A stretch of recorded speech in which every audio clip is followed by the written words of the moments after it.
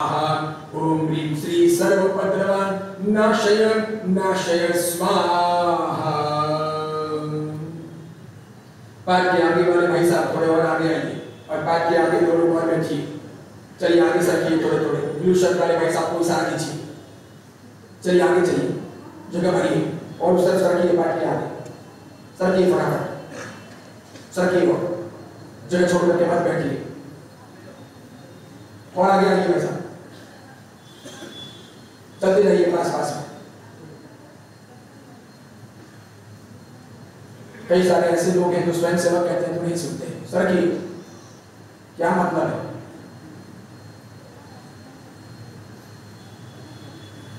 मैंने पास पास में बैठे, बिल्कुल पास पास में, जगह छोड़ करके नहीं बैठे। यहाँ थोड़ी जगह पड़ी है, यहाँ पर थोड़ी जगह है। बिल्कुल इधर देखिए मेरे सामने, यहाँ से मैं दिखाई भी देता हूँ। जिसको आना हो आगे आ जाओ, आ जाओ इधर आगे। मैं इधर मेरी और स्वयं सेविका रुक जाओ, मैं इशारा कर रहा हूँ, इधर देखिए इस तरफ आइए। आगे आ जाओ, मैं 4-5 महीने आगे आ जाओ। इधर जगह है, यहाँ से मैं दिखाई भी देता हूँ। जाना हो तो आप जा सकेंगे, आ जाओ आगे सर को। चलो जल्दी आगे आओ, आगे आओ बहन, आगे आओ। और यहाँ 5-7 जने बैठ सकते हैं, आगे आ जाओ। इधर जगह है, यहाँ से सफाई भी होगी, दिखाई भी दूंगा। जल्दी चलो,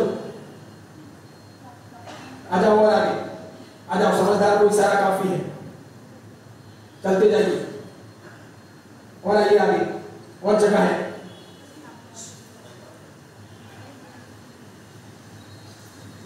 हाथ जोड़िए, ध्यानस्थ होकर के इस महामंगलकारी मंत्र का सामूहिक संज्ञान करेंगे।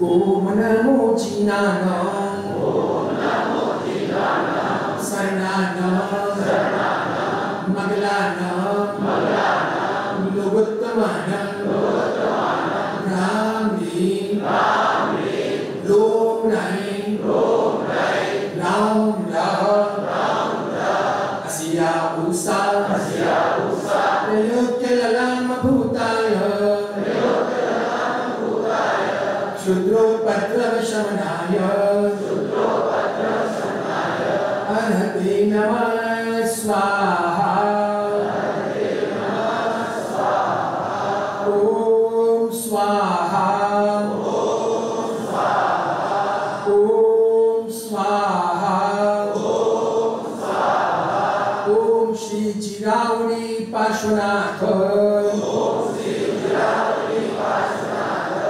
रक्षां कुरु कुरु स्वाहा, रक्षां कुरु कुरु स्वाहा, ओम स्वाहा, ओम स्वाहा, ओम स्वाहा, ओम स्वाहा, ओम श्री महावीर स्वामी, ओम श्री महावीर स्वामी, रक्षां कुरु कुरु स्वाहा, रक्षां कुरु कुरु स्वाहा।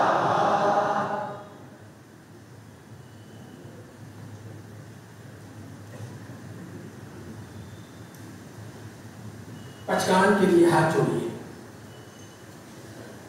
8 उपवास, 7 उपवास, 6 उपवास, 5 उपवास, 4 उपवास, 3 उपवास, 2 उपवास, 1 उपवास पर पानी पीने का पनहार का पचकान, जिसके जो भी हों हाथ जोड़िए।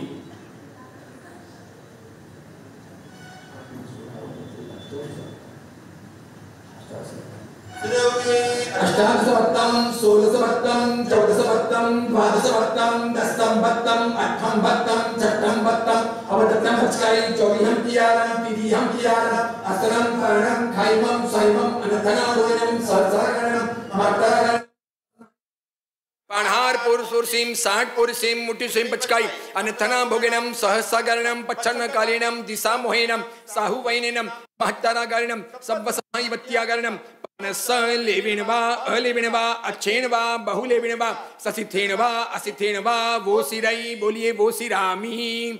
आइम बिल एकासना ब्यासना पोरसी 60 पोरसी उगे सूर्य नमुकार सीम पुटसिम उगे सरमकार सीम पोरसिम 60 पोरसिम मुठिजम बचकाई उगे सूर्य चवीहम पियारम असनम पानम खाइमम साइमम अनंतनम बुगनम सहस्रगरणम पच्छन कालिनम दिशा मोहिनम सौवैननम आइम बिल नीवी विगो बचकाई अनंतनम बुगनम सहस्रगरणम लेवा लेविनम गीत संसथेनम उकित विवेगणम पडुचमकीयनम परिठामन्या गणम महत्तरगणम सव्व समाहिवत्यगणम एकासनम ब्यासनम पचकाई तिव्यम पियारम असनम खाइमम साइमम अनंतना बुगणम सहस्रगणम सागारिया गणम अंटपसारेणम गुरुबुठानेनम परिठामन्या गणम महत्तरगणम सव्व समाहिवत्या गणम पानस लिविन वा अलिविन वा अच्छेन वा बहुलिविन वा ससिद्धेन वा असिद्धेन वा वो सिरै बोलिए वो सिरामी।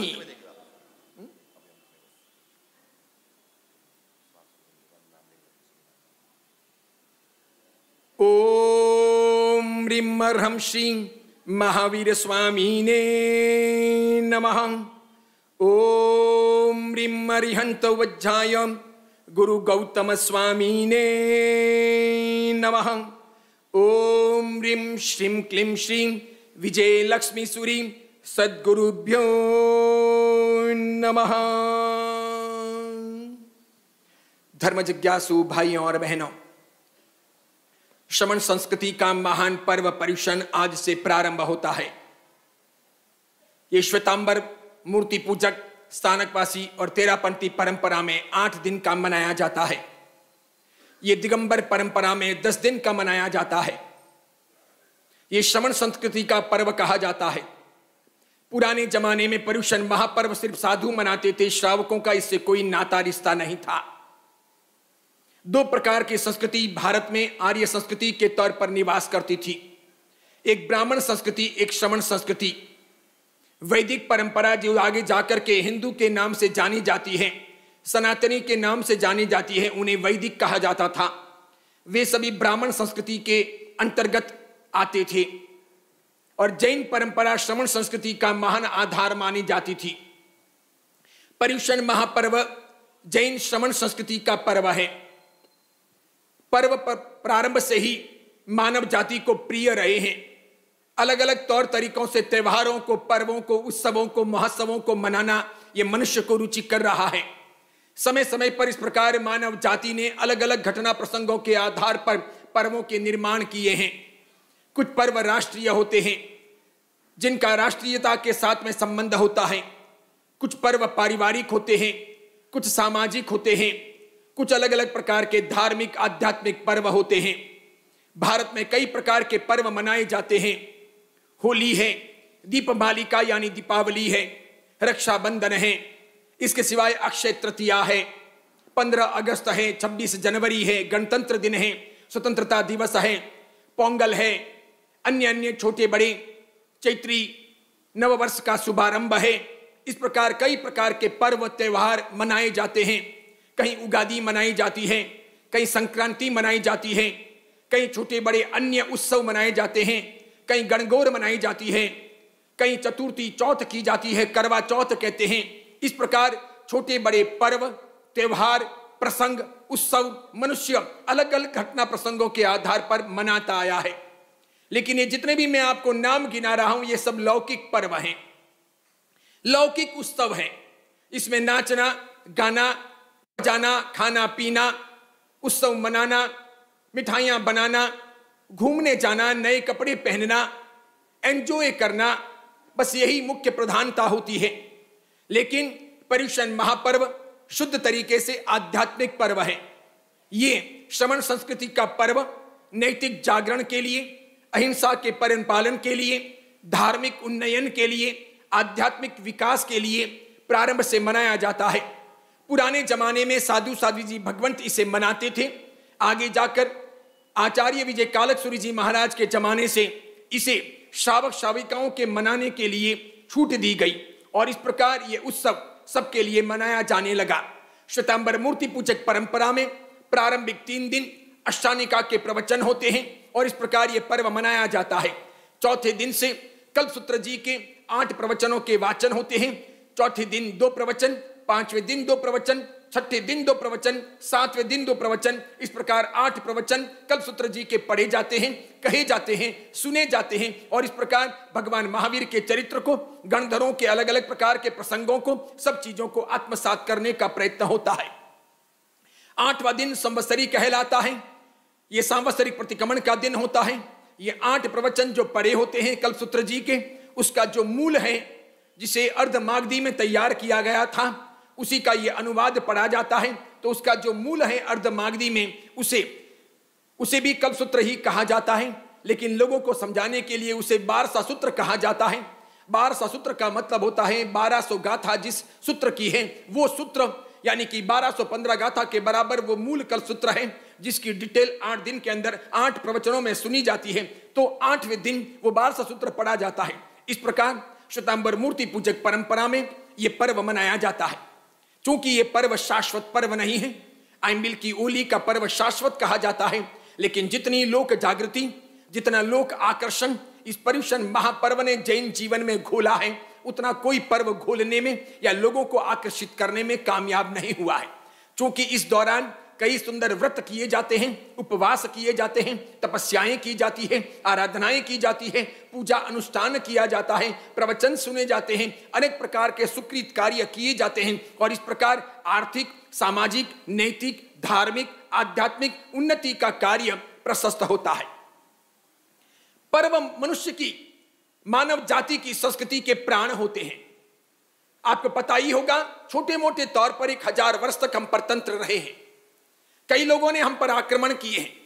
उस वक्त हमारे धार्मिक परिवर्तन के लिए भी अनेक प्रयत्न हुए हैं। हमारी विचारधारा को बदलने के लिए भी कई कोशिशें हुई हैं। हजारों कोशिशों के बावजूद, हजारों ऐसे प्रयत्नों के बावजूद भी अगर हम अक्षुण्ण रहे हैं, जैन बचे रहे हैं, हमारी संस्कृति को, हमारे धर्म को, हमारी परंपरा को बचाने में कामयाब रहे हैं, तो इसमें मंदिरों की महत्वपूर्ण भूमिका है। उसी प्रकार पर्वों की भी महत्वपूर्ण भूमिका है। पर्वों ने और मंदिरों ने मनुष्य को धर्म श्रद्धा से जोड़े रखा, धर्म श्रद्धा को टूटने नहीं दिया, कैसे भी करके हमको जीवंत रखा। तो जितने हम उस जमाने में बच गए, उन्हीं की परंपराएं आज जैन के तौर पर या हिंदू के तौर पर बच पाई। बाकी लाखों की संख्या में कत्लेआम हुआ, लाखों लाखों लोगों का धर्म परिवर्तन हुआ। बहुत लोग मन से, मजबूरी से, डर के मारे या प्रलोभन में आकर बदल गए। सब लोगों ने अपना धर्म छोड़ा, लेकिन जो अंदर से निष्ठावान थे, मजबूत थे, पक्के थे, सच्चे थे, नहीं बदले। उनके नहीं बदले में कहीं ना कहीं मंदिर और कहीं ना कहीं पर्व बहुत महत्वपूर्ण भूमिका निभाई। उस जमाने में साधु साध्वियों की संख्या बहुत कम हो गई थी। साधु साध्वियों के विहार भी कम हो गए थे। लेकिन जहां जहां मंदिर रह गए और जहां जहां भी पर्वों को, उत्सवों को मनाना, भीतर भीतर भी पक्का रहना रह गया, बस वहां वहां जैन बचे रह गए। तो मानव जाति पहले से ही पर्व प्रिय रही और ये पर्व संस्कृति के प्राण रहे। इससे उत्साहें बढ़ते हैं, इससे उत्साह बढ़ता है, भावनाएं उमड़ती हैं, सम्मिलित होते हैं लोग, एक संगठन बनता है, एक दूसरे को देख करके धर्म जागरण करने का मन होता है। और इस प्रकार गुलामी की उन विषमताओं के बीच में भी हम अक्षुण्ण रहे हैं। ऐसी प्रेरणाएं इन पर्वों ने हमको दी है। पर्युषण महापर्व सामान्य तौर पर भाव दया का बहुत सुंदर पालन करने की प्रेरणा देता है। संयम इसका क्रिया पक्ष है कि संयमित बनो, मन को नियंत्रित करो, तन को नियंत्रित करो, विचारों को नियंत्रित करो, आहार को नियंत्रित करो, कितना आप अपने आप पर नियंत्रण रख सकते हो। इस प्रकार संयम का, नीति नियमों का परिपालन करने का प्रयत्न करो, लेकिन भीतर से जागृत रहो। भाव दया, पक्की अहिंसा, द्रव्यात्मक ही नहीं भावनात्मक अहिंसा का परिपालन करो। इसीलिए कहते हैं अहिंसा पर्युषण महापर्व का भावना पक्ष है। और संयम यानी कि नियंत्रण, यानी कि कंट्रोल, यानी कि पचकान, यानी कि कहीं ना कहीं पापों के मार्ग से रुकना, यानी कि विरक्त होना, यानी वीरति धारण करना, छोटी मोटी भी वीरति हो, उस प्रकार का वो इसका क्रिया पक्ष है। अगर हम ये माने कि भावना से मैं आराधना कर लूंगा, क्रिया से कुछ नहीं करता, तो प्रैक्टिकल हम कुछ कर नहीं पाएंगे। और हम ये सोचें कि मात्र मैं क्रियाएं करूंगा और मन को नहीं बदलूंगा, तो हम अधिक श्रेय भी प्राप्त नहीं कर सकेंगे। इसीलिए सबसे पहले हमें पर्वों के लौकिक और पर्वों के लोकोत्तर दोनों स्वरूप को अलग अलग समझने का प्रयत्न करना चाहिए। खाना पीना, नहाना धोना, उठना बैठना, रंग रोगान करना, अच्छे कपड़े पहनना, मिठाइयां बनाना, हंसना नाचना कूदना, ये सब सामान्य बातें हैं, ये सीखनी नहीं पड़ती। ये अपने आप जीवन में उतर जाती है। जो जो हम इकट्ठे होते हैं ऐसा सब करते ही रहते हैं। इन सब से विरक्त होने का, अलग निकलने का, कुछ अलग करने का प्रयत्न करना होता है। इसलिए पर्युषण महापर्व का रहस्यात्मक तात्पर्य समझने जैसा है। परि प्लस उषण, परि प्लस उषण, इन दो शब्दों के मिलने से पर्युषण शब्द की निष्पत्ति हुई है। उपवास, इन दोनों शब्दों के मिलने से उपवास शब्द की निष्पत्ति हुई है। कहने को पर्युषण महापर्व है, कहने को पर्युषण जैनों का पर्व है, कहने को पर्युषण 8 दिन का पर्व है, कहने को पर्युषण क्षमापना का पर्व है। ये तो ठीक है, लेकिन इसका वास्तविक अर्थ क्या है?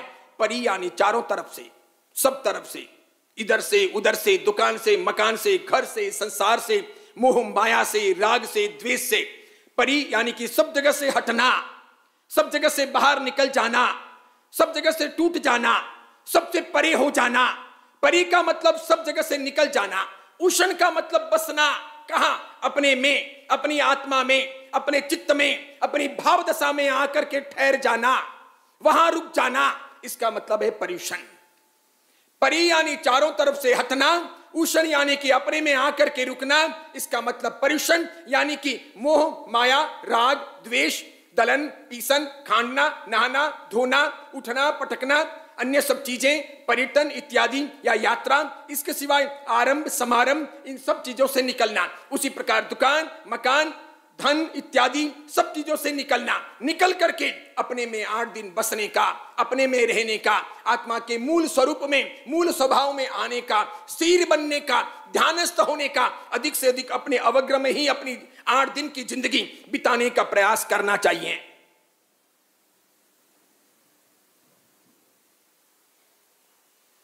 इस प्रकार पर्युषण महापर्व को मनाने का तात्पर्य सिद्ध होता है। मजे की बात देखिए, जो अर्थ पर्युषण का है वही अर्थ उपवास का भी है। उपवास, उप यानी सब तरफ से हटना, सब जगह से निकलना, कहीं पर भी ना रुकना, कहीं पर ना अटकना। अब तक जो अटके थे, भटके थे, कभी गुस्से में, कभी अभिमान में, कभी माया में, कपट में, ईर्ष्या में, जलन में, 8 दिन के लिए भी उन सब चीजों से परे हटकर, अपने मन को बुहार कर, सब चीजों को भूलकर, सबको छोड़कर, सबसे नाता रिश्ता अलग करके वास करना। कहां? अपनी आत्मा में, अपने चित्त में, अपने मूल स्वरूप में वास करना, यानी उपवास। मात्र भूखे रहना ही उपवास नहीं, मात्र 3 प्रकार के या 4 प्रकार के आहार को छोड़ना ही उपवास नहीं। और इसीलिए मैं बार बार कहता हूं, तपस्या करते करते मोबाइल से खेलो मत, तपस्या करते करते पूरे दिन टेलीविजन के सामने गुजारो मत, तपस्या करते करते सो करके जिंदगी बिताओ मत, तपस्या करते करते शांत बनो, जागृत रहने का प्रयास करो। बाकी सब आरंभ समारंभ, सब प्रकार के प्रपंच छोड़ो और इस प्रकार एक प्योर अच्छा 24 कैरेट नहीं तो 22 कैरेट जैसा उपवास करने का प्रयत्न करो। बाकी सब चीजें तो रोज चलती ही रहेगी। मनुष्य का स्वभाव है कमाना, खाना पीना, नहाना धोना, सब कुछ वो रोज करेगा, उसमें तो रुचि पैदा होगी। इसीलिए पुराने जमाने में चतुर्मास में लोग यात्राएं नहीं करते थे, चतुर्मास में गृह निर्माण नहीं करते थे, चतुर्मास में कुएं नहीं खुदवाते थे, चतुर्मास में अधिक आरंभ समारंभ नहीं करते थे, चतुर्मास में विवाह नहीं करते थे, चतुर्मास में भोग उपभोग को रोकते थे। इसलिए चतुर्मास में वैदिक परंपरा के लोग भी श्रावण मास मनाते थे। अपने यहाँ पर भी श्रावण भादो के तौर पर 2 मास विशेष तरीके से संभाले जाते थे। पूरी तरह से चतुर्मास में सब चीजें रोक करके अधिक से अधिक अहिंसा का परिपालन करने और हिंसा से बचने का प्रयास करते थे। अब युगीन परिवर्तन हो गया, कॉस्मोपॉलिटन जमाना आ गया, धन कमाने की अथाह चाह रही, प्रतिस्पर्धा का युग रहा। 4 महीने हाथ पर हाथ देकर बैठना या 4 महीने साधना करना संभव नहीं रहा। इसलिए इंसान को कमाना पड़ता है, गुजारे के लिए इधर उधर भागना पड़ता है, इंतजाम करने पड़ते हैं, व्यवहार निभाने पड़ते हैं, जाना पड़ता है। तब कोशिश करनी चाहिए कि मैं कम से कम घूमूं, कम से कम जाऊं, चतुर्मास में आरंभ समारंभ कम से कम करूं, पापप्रद जो भी काम हो उसको बाहर धकेलूं, बाद में करने की कोशिश करूं। कुमारपाल सम्राट भी 4 महीने अपने शहर से बाहर नहीं जाते थे। कृष्ण महाराजा भी 4 महीने द्वारिका को छोड़ने का प्रयास नहीं करते थे। वस्तुपाल, तेजपाल हो, पीथर हो, देदासा हो, झांझण हो, चाहे वो आभू महामंत्री हो, आभू सेठ हो या अन्य हो, विमल शाह महामंत्री हो, सब लोग कहीं न कहीं व्रती बनने का पचखानी बनने का प्रयास करते थे और कोशिश करते थे। इतने बड़े कारोबारी होते हुए, महामंत्री, सेनापति या राजा होते हुए भी कोशिश करते थे कि हम इन चीजों से बचें। इसीलिए वे लोग यहां तक आ जाएं, वहां तक भी, यानी कि अति मात्रा में भी आवश्यकता पड़ जाए वहां तक भी कोशिश करते थे कि चतुर्मास में युद्ध ना करें, सेनाओं का आवागमन ना हो, अधिक मात्रा में औजार वगैरह ये वो उठापटक ना की जाएं। हम ग्रस्त हैं, पाप कदम कदम पर होते हैं, इन्हें रोकने का प्रयत्न कैसे करोगे? अगर मन तैयार नहीं होगा, मन से तैयार नहीं होंगे तो कैसे रोकोगे? जितने पाप करते जाओगे आगे बढ़ते ही जाओगे।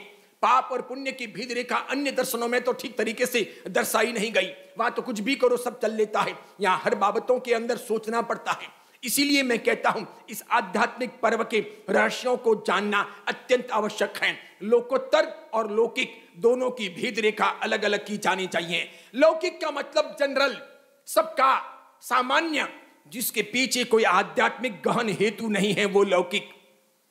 तो रक्षाबंधन हो, दिवाली हो, होली हो, शीतला सप्तमी हो या अन्य छोटे बड़े व्रत हो, त्योहार हो, जाना आना हो, इन सब के पीछे मात्र लौकिक व्यवहार है, लौकिक रीति रिवाज है, एंजॉय करने की ही भावना है, आध्यात्मिक पृष्ठभूमि नहीं है। परसों मैंने एक लड़के से पूछा, मैंने कहा ये बताओ आज के जमाने में ये 8 साल 10 साल 12 साल 15 साल 20 साल के लड़के कौन कौन सा व्यसन करते हैं? मुझे बोला वो लड़का कि हुक्का बहुत पीते हैं, हुक्का पार्लर में जाते हैं। मैंने कहा और? तो क्या अब गांजा भी लेते हैं, हुक्के की तरफ गांजा भी लेते हैं, छोटे छोटे लड़के लेते हैं, बाजार में ये उपलब्ध है। मैंने कहा ये क्यों लेते हैं? तो क्या ऐसी मान्यता है वैदिक परंपरा में कि जो गांजा नहीं पीता वो शिव का उपासक हो नहीं सकता, जो गांजा नहीं पीता वो शिव की पूजा सफल नहीं कर सकता। समझ रहे हैं आप? कौन सी चीज किस चीज के साथ में जोड़ दी गई है? यानी गांजे को धर्म से जोड़ने के लिए, गांजा पीना नेसेसरी करने के लिए शिव को बीच में ला दिया गया, महादेव को बीच में ला दिया गया। महावीर की परंपरा में ऐसी बेवकूफियां नहीं चलती। एक सिरे से उसे खारिज किया जाता है कि नहीं, अपने यहां पर तो व्यसनों को छोड़ना है, छान करके पानी पीना है, अपराध नहीं करने हैं, पापों से मुक्त होना है, आरंभ समारंभ भी कम करने हैं और इस प्रकार एक सुंदर धार्मिक आध्यात्मिक जीवन जीना है। अब मैं आपसे एक मनोवैज्ञानिक प्रैक्टिकल बात करता हूं। हम तो साधु हैं, पूरे दिन अपने स्थानों में रहते हैं, हम जितना चाहें उतना पढ़ सकते हैं, जितना चाहें उतना जप सकते हैं, जितना चाहें उतना स्वाध्याय कर सकते हैं, जितना चाहें उतनी आराधना कर सकते हैं, उतना अधिक समय मन से, वचन से, काया से अध्यात्म में, धर्म ध्यान में गुजार सकते हैं। शुक्ल ध्यान तो इस जमाने में जीव को हो नहीं सकता, आर्त ध्यान, रौद्र ध्यान करने नहीं चाहिए, धर्म ध्यान में हम गुजार सकते हैं। आप ग्रस्त हो, आपकी कई मजबूरियां हैं, लेकिन मजबूरियों का मतलब अनियंत्रण नहीं है, मजबूरियों का मतलब असंयम नहीं है, मजबूरियों का मतलब अनाप शनाप पाप और अपराध नहीं है। इसीलिए कहता हूं जीव को हल्का बनाने के लिए और जीवन यात्रा को सरलता से, सुगमता से बिताने के लिए एक बार ये निरीक्षण किया जाना चाहिए कि मेरी अपनी जिंदगी में क्या क्या नेसेसरी है और क्या क्या नेसेसरी नहीं है। अगर ये एक बार हम निरीक्षण करते हैं तो बहुत सारे पाप, बहुत सारे अपराध अपनी जिंदगी से छूट सकते हैं। पर्युषण महापर्व लोकोत्तर पर्व है, ये लौकिक पर्व नहीं है, ये एक्स्ट्रा ऑर्डिनरी है, ये आध्यात्मिक पर्व है। ये जगाने आया है, ये संदेश देने आया है, ये उठाने आया है, ये निद्रा को तोड़ने आया है, ये प्रमाद मुक्त करने आया है, एक बार वापस नई प्रेरणाएं देने आया है। मनुष्य है जो बार बार सो जाता है, बार बार ढीला पड़ जाता है, उसका उत्साह कम हो जाता है।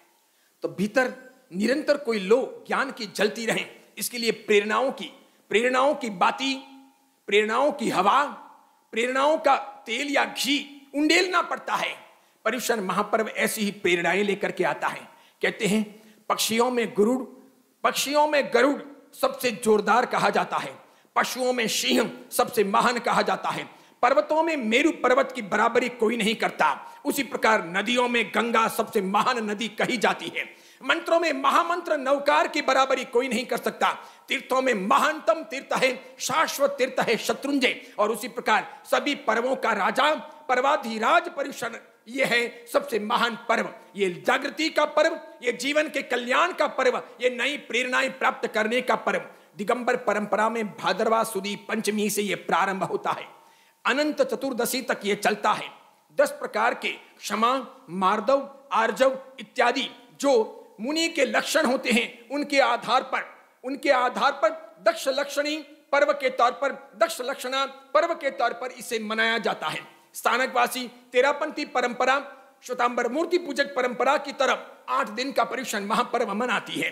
तिथि के भेद से पंचमी के दिन उनकी संवत्सरी आती है, छठ के दिन उनके पारणे होते हैं, और तिथि के भेद से चतुर्थी के दिन, भाद्रवा सुदी चौथ के दिन मंदिर मार्गी परंपरा की संवत्सरी आती है और पंचमी को पारणे होते हैं। कभी क्षय वृद्धि आगे पीछे होती है तो खरतरगज तपागज की संवत्सरी भी अलग अलग हो जाती है, लेकिन कुल मिलाकर श्वेतांबर मूर्ति पूजक स्थानकवासी तेरापंथी परंपरा का पर्युषण महापर्व 8 दिन का होता है। दिगंबर परंपरा का दक्ष लक्षणी पर्व 10 दिन का होता है। श्वेतांबर मूर्ति पूजक परंपरा में पर्युषण का मूल आधार है कल्पसूत्र। ये 5 दिन तक पढ़ा सुना जाता है। 3 दिन विजय लक्ष्मी सूरी जी महाराज के बनाए हुए अष्टानी का प्रवचनों का श्रवण होता है।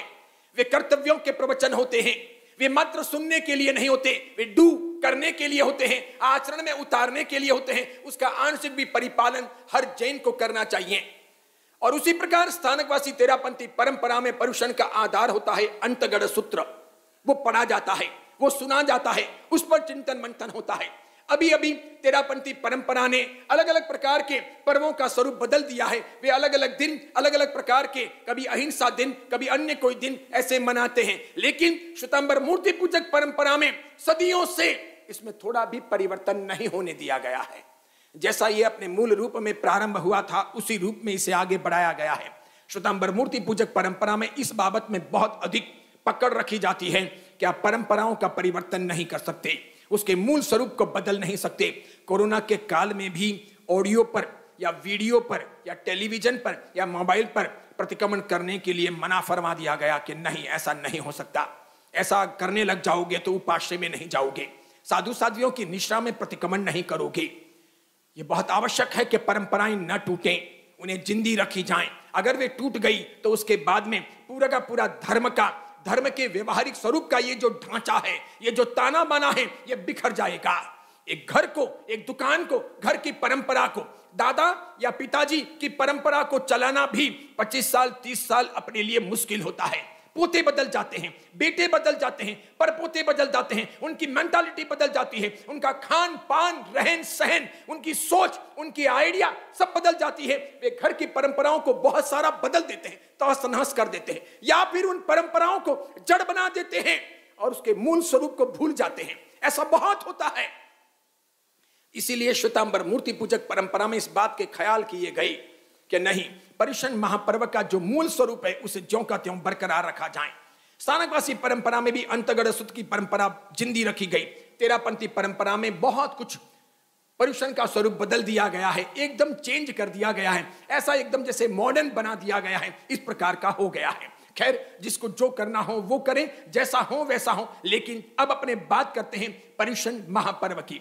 अहिंसा इसका भावना पक्ष और संयम इसका क्रिया पक्ष। महत्वपूर्ण बात कि हम सब जगह से हटे हैं।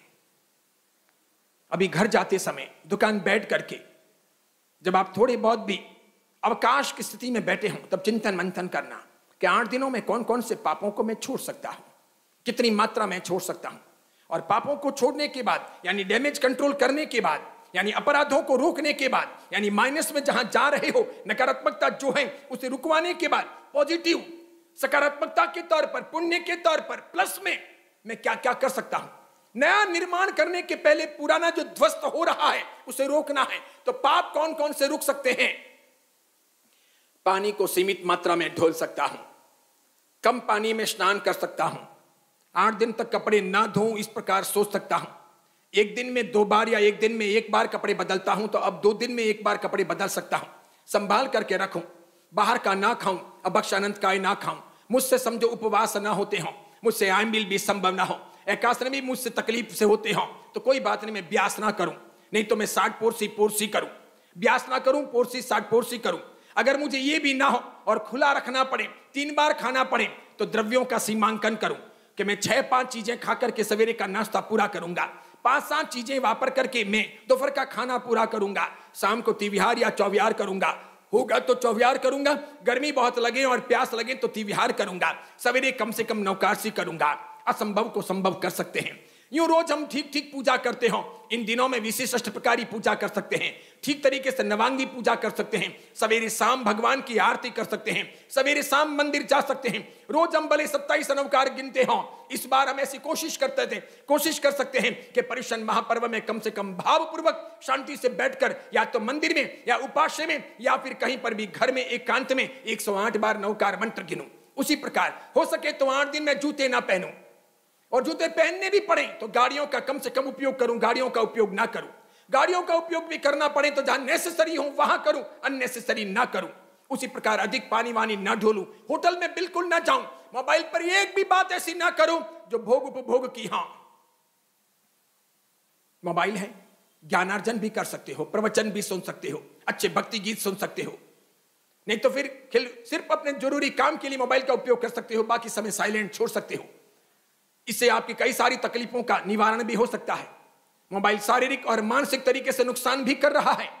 उसी प्रकार मैं टेलीविजन ना देखूं, अभद्र चीजें ना देखूं, गंदे दृश्य ना देखूं, गलत ना खाऊं, उससे भी आगे 8 दिन तक चिड़चिड़ा ना बनूं, गाली गलोच ना करूं, गुस्से ना हो जाऊं, शांति का परिचय दूं, सामने वाले से थोड़ी सी गलती भी हो जाए तो भी गम खा लूं, चुप हो जाऊं, थोड़ी सहनशीलता का परिचय दूं, समता भाव दिखाऊं, माना सामने वाला गलत है, वो गलतियां करता है, डांटे बिना, ये लातों के भूत बातों से मानते नहीं, भैंसे जो होती है वो पुचकारने से नहीं मानती, एक लाठी पड़ती है सब सीधी चलने लग जाती है। ये हम रोज देखते हो कि बेटा ऐसा या बेटी ऐसी या नौकर ऐसे। लेकिन ये 8 दिनों में हमको अपना आपा नहीं खोना है, शांति का परिचय देना है, अपने में चला आना है। इस प्रकार हम बहुत सारी चीजें कर सकते हैं। अगर हम किसी से जलते हैं तो 8 दिन के लिए माफ कर दो, मन बनाओ, कोशिश करो कि मुझे नहीं जलना है, उसका भाग्य उसके पास, उसकी प्रगति उसके पास, मैं अपना संभालूं, उन चीजों को याद ना करूं, अच्छा पुण्य अनुबंधित करने का प्रयत्न करूं, पापों को धोने का महान पर्व मेरे द्वार पर आया है, मैं इसका अच्छा उपयोग करूं। ये सब माइनस की चीजें रोक करके हम प्लस में आ सकते हैं। डैमेज जो कंट्रोल करना हो तो हो सकता है। बताइए आप मुझे, जो मैंने आपसे कहा क्या यह नहीं हो सकता? क्या यह असंभव है? क्या नेक्स्ट इम्पॉसिबल है? क्या अच्छा व्यापार चलता हो तो हम भूखे प्यासे नहीं रहते? कपड़े बदलने की भी चिंता करते हैं क्या? खड़े खड़े नहीं रहते? माल नहीं देते? वहां कुर्सी की चिंता करते हैं क्या? वहां थकान नहीं लगती? वहां सोने की चिंता करते हैं क्या? सब चीजों का ध्यान रखते हैं। जब अच्छा व्यापार चलता हो तो टेलीविजन देखने बैठते हैं, मोबाइल से खेलते हैं कि व्यापार करते हैं? रुपए गिनते हो कि चैटिंग करते हो? मोबाइल बंद भी हो गया हो तो फिक्र नहीं करते हो। रुपयों से जब इतना लगाव हो और इसीलिए मोबाइल भूल जाते हो, और रुपयों से इतना लगाव हो कि सगे संबंधियों के मैसेज भूल जाते हो, रुपयों से इतना लगाव हो कि बाकी सब चीजों का औचित्य नहीं समझते हो, तो धर्म से, अध्यात्म से, भगवान से, नैतिकता से, पुण्य से कैसी प्रीति होनी चाहिए, भक्ति के मार्ग पर कैसा हमारा प्रस्थान होना चाहिए, कैसी हमारी वैचारिक मानसिक क्रांति होनी चाहिए, ये संभव है। सिर्फ सोचिए, ऐसा मन बनाइए। मैं सच कहता हूं, एक बार जब बुलंद इरादे बन जाते हैं तो परिवर्तन संभव होता है। असंभव को संभव कर सकते हैं। 206 लोगों ने जो 28 और 28 के ऊपर की तपस्या की, उनमें से कुछ के चेहरे देखो तो दया आती है, कुछ के चेहरे देखो तो डर आती है। ऐसा लगता है इतने मासूम, इतनी दुबली पतली बहनें, इतने दुबले पतले भाई, और यह कर रहे हैं, बाप रे बाप, कुछ हो नहीं जाएगा ना, मर नहीं जाएंगे ना? सबके सब जिंदे हैं। आयुष्य कम सबका तीव्र है। खाने वाले तो मर जाते हैं और उपवास करने वाले जिंदे हैं। मैं खुद देख करके अवाक था, मुझसे एक उपवास नहीं होता, इसलिए उनको जब देखता हूं तो आंखें भर आती हैं। या उनको जब देखता हूं तो एक अकेले में जब आता हूं, मन मन में सोचता हूं मेरा उद्धार कब होगा। इतने प्रवचन देकर के लोगों को तो जगाता हूं, मेरी आत्मा कब जगेगी? मेरे पास में वो शक्ति, वो सामर्थ्य कब आएगा कि महान तपस्वी बनकर के मैं अपने कर्मों की निर्जरा करके पार उतरने का प्रयत्न कर लूं। ये सब जो कर रहा हूं ये लोगों के लिए कर रहा हूं। निश्चित तौर पर इसमें कर्मों की निर्जरा भी है, पुण्य का अनुबंध भी है, परमात्मा के शासन की सेवा भी है, लेकिन इससे भी आगे है मेरी अपनी विशिष्ट आराधना। वो कब होगी, कैसे होगी, किस प्रकार होगी, सोचता रह जाता हूं। आप भी ये सोच सकते हो 8 दिन के लिए, सिर्फ 8 दिन के लिए। इसलिए मैं कहता हूं 24 कैरेट कि क्वालिटी के पर्युषण महापर्व न भी मना सको, 22 कैरेट पर तो पहुंचो। एकदम नीचे 14 और 16 पर तो मत ले आओ। ज्यों त्यों गतानुगतिक भैंस की तरह ही यात्रा करें, क्या मतलब है? इसलिए मैं कहता हूं एक बार वैचारिक मानसिक परिवर्तन करो, मनोवैज्ञानिक तरीके से सोचने का प्रयत्न करो। आप सब प्रबुद्ध हो, समझदार हो, ज्ञानी हो, आपको अधिक पढ़ाने लिखाने की आवश्यकता नहीं है। आप मासूम नादान बालक नहीं हो। इसीलिए आप समझ सकते हो, आपको संसार के हितों का पता है तो अध्यात्म के हितों का पता होना चाहिए।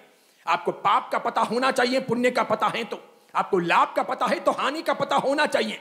आपको परिवार से लगाव है तो उतना धर्म से, अध्यात्म से, भगवान से लगाव होना चाहिए।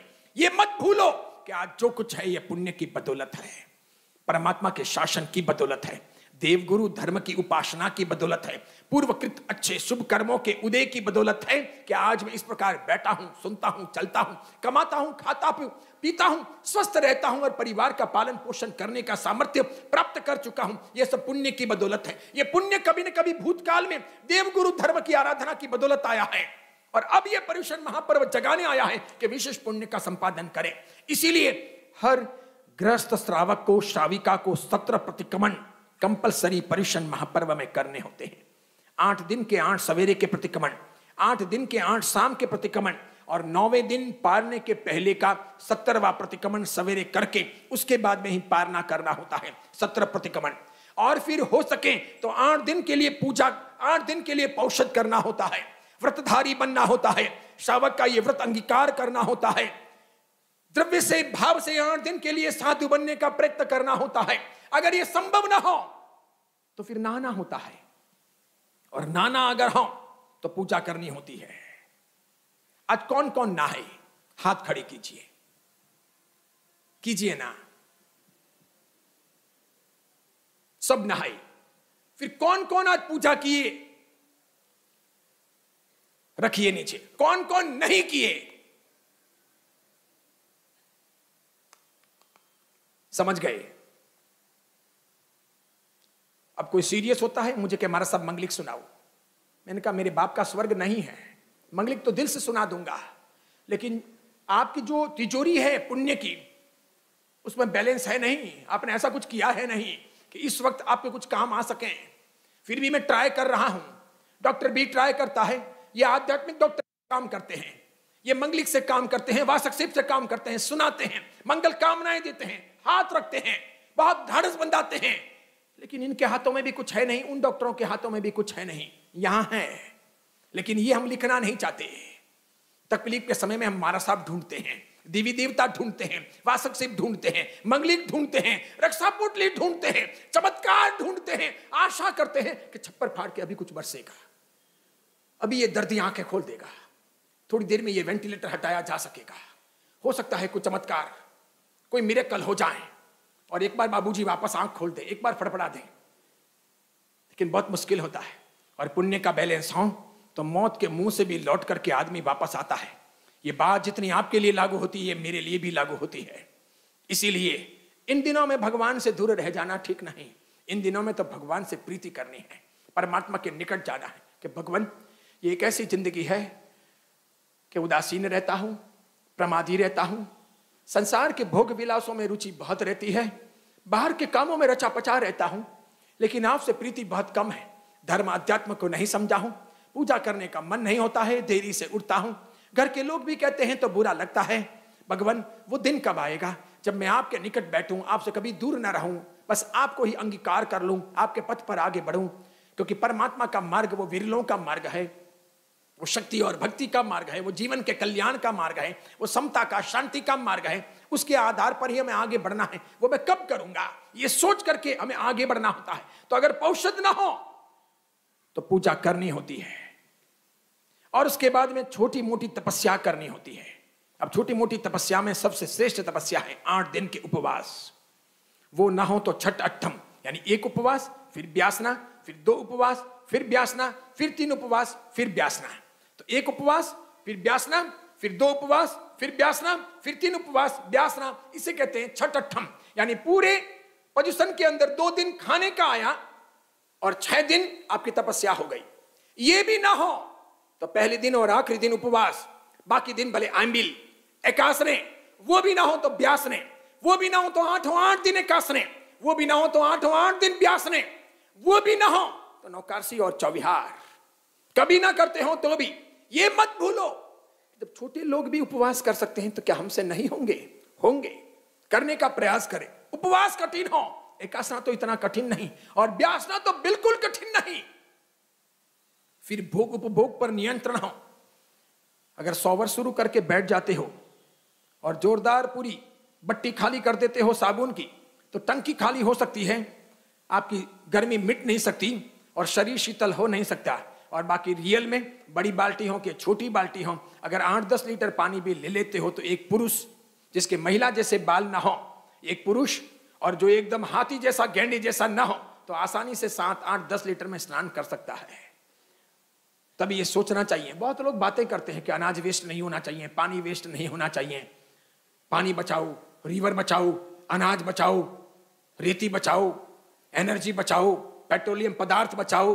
मैंने कहा पागलों, ये बात तो 2500 साल पहले भगवान महावीर ने कह दी थी कि भोग उपभोग कम करो, अधिक मटेरियल इकट्ठा मत करो, अधिक प्रोडक्शन भी नहीं करना पड़ेगा, अधिक कल कारखाने चलाने नहीं पड़ेंगे, अधिक एनर्जी वेस्ट नहीं करनी पड़ेगी, अधिक समय बिताना नहीं पड़ेगा।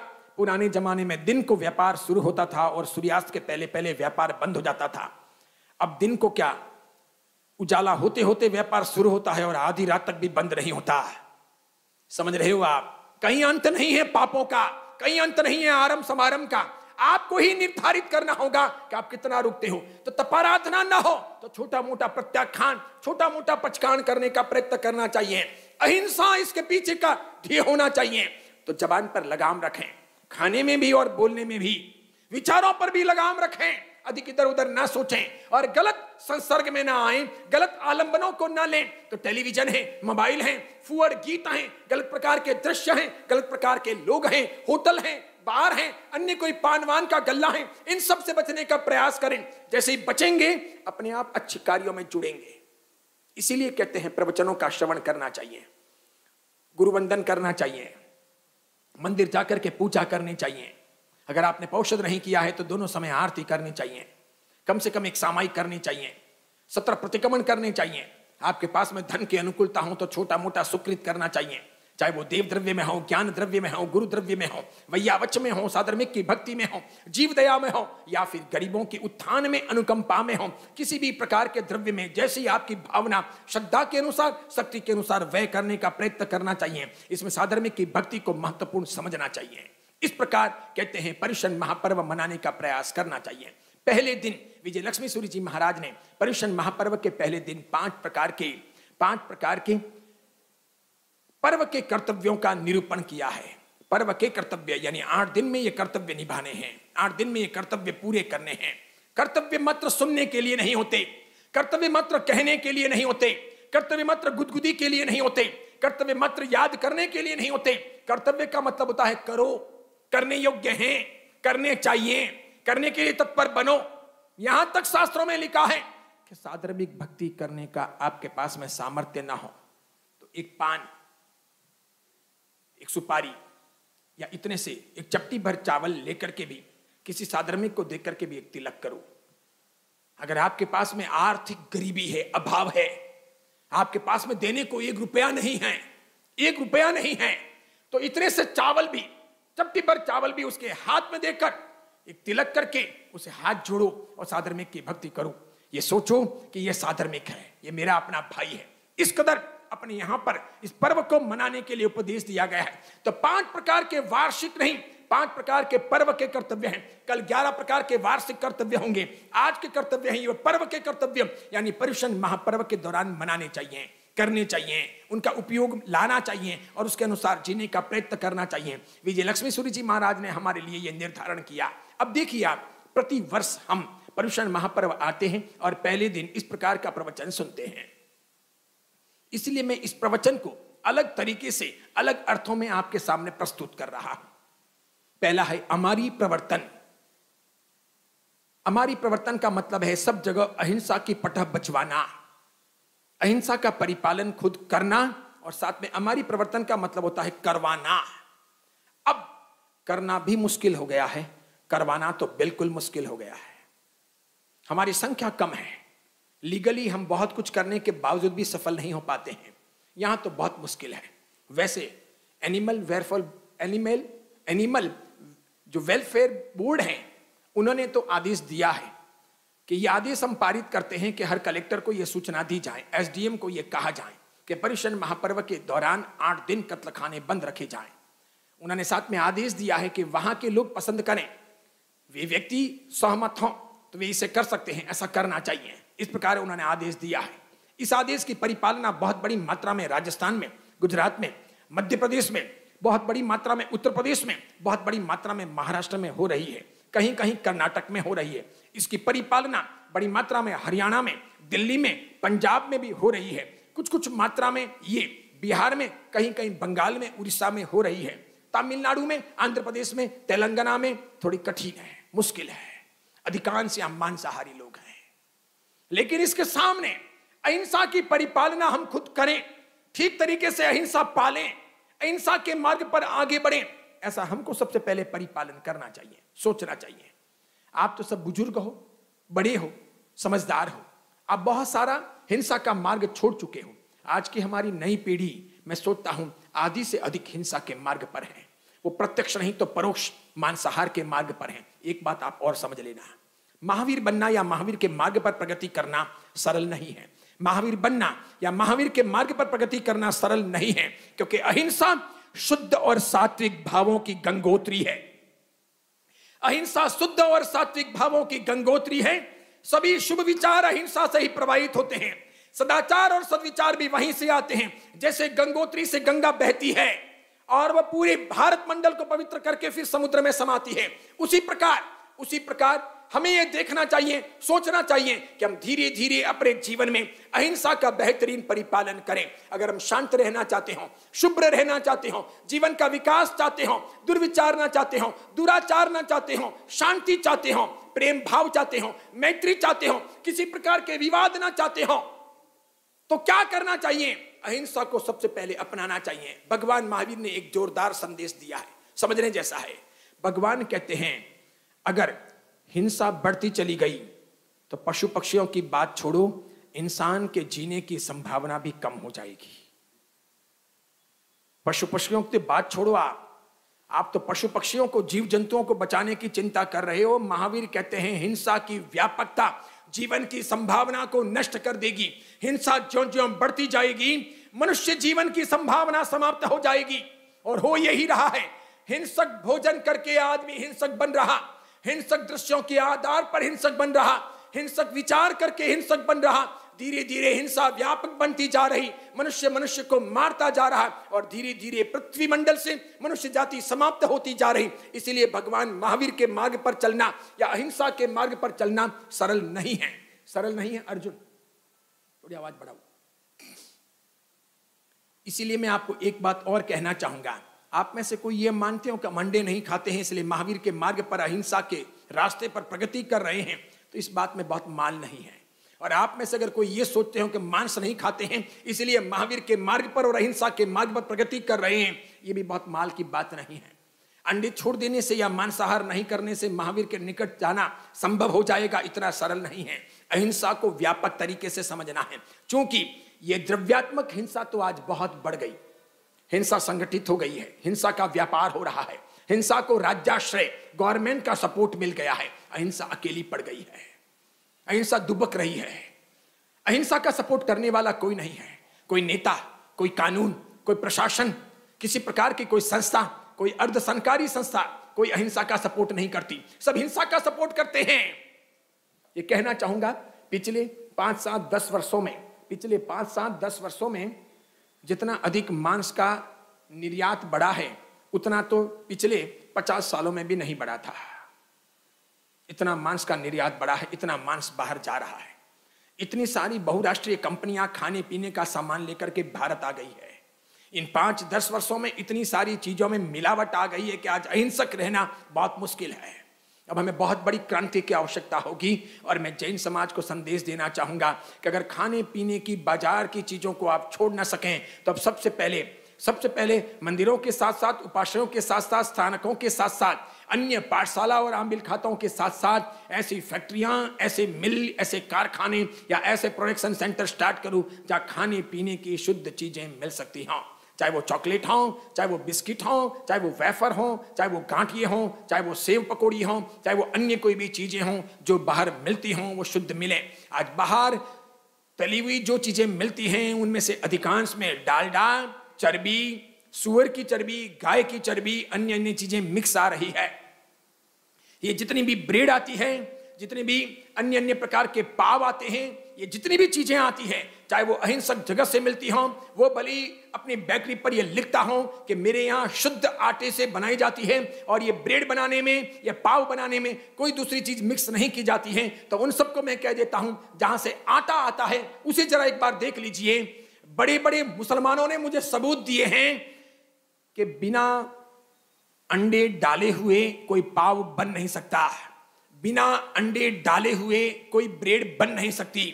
ऑलरेडी आटा जब बनता है तभी उसके अंदर अंडे डाल दिए जाते हैं। इसीलिए कोई शाकाहारी बेकरी है और उसके यहां पर अगर बाहर का आटा आता है तो वो नॉन वेज ही है।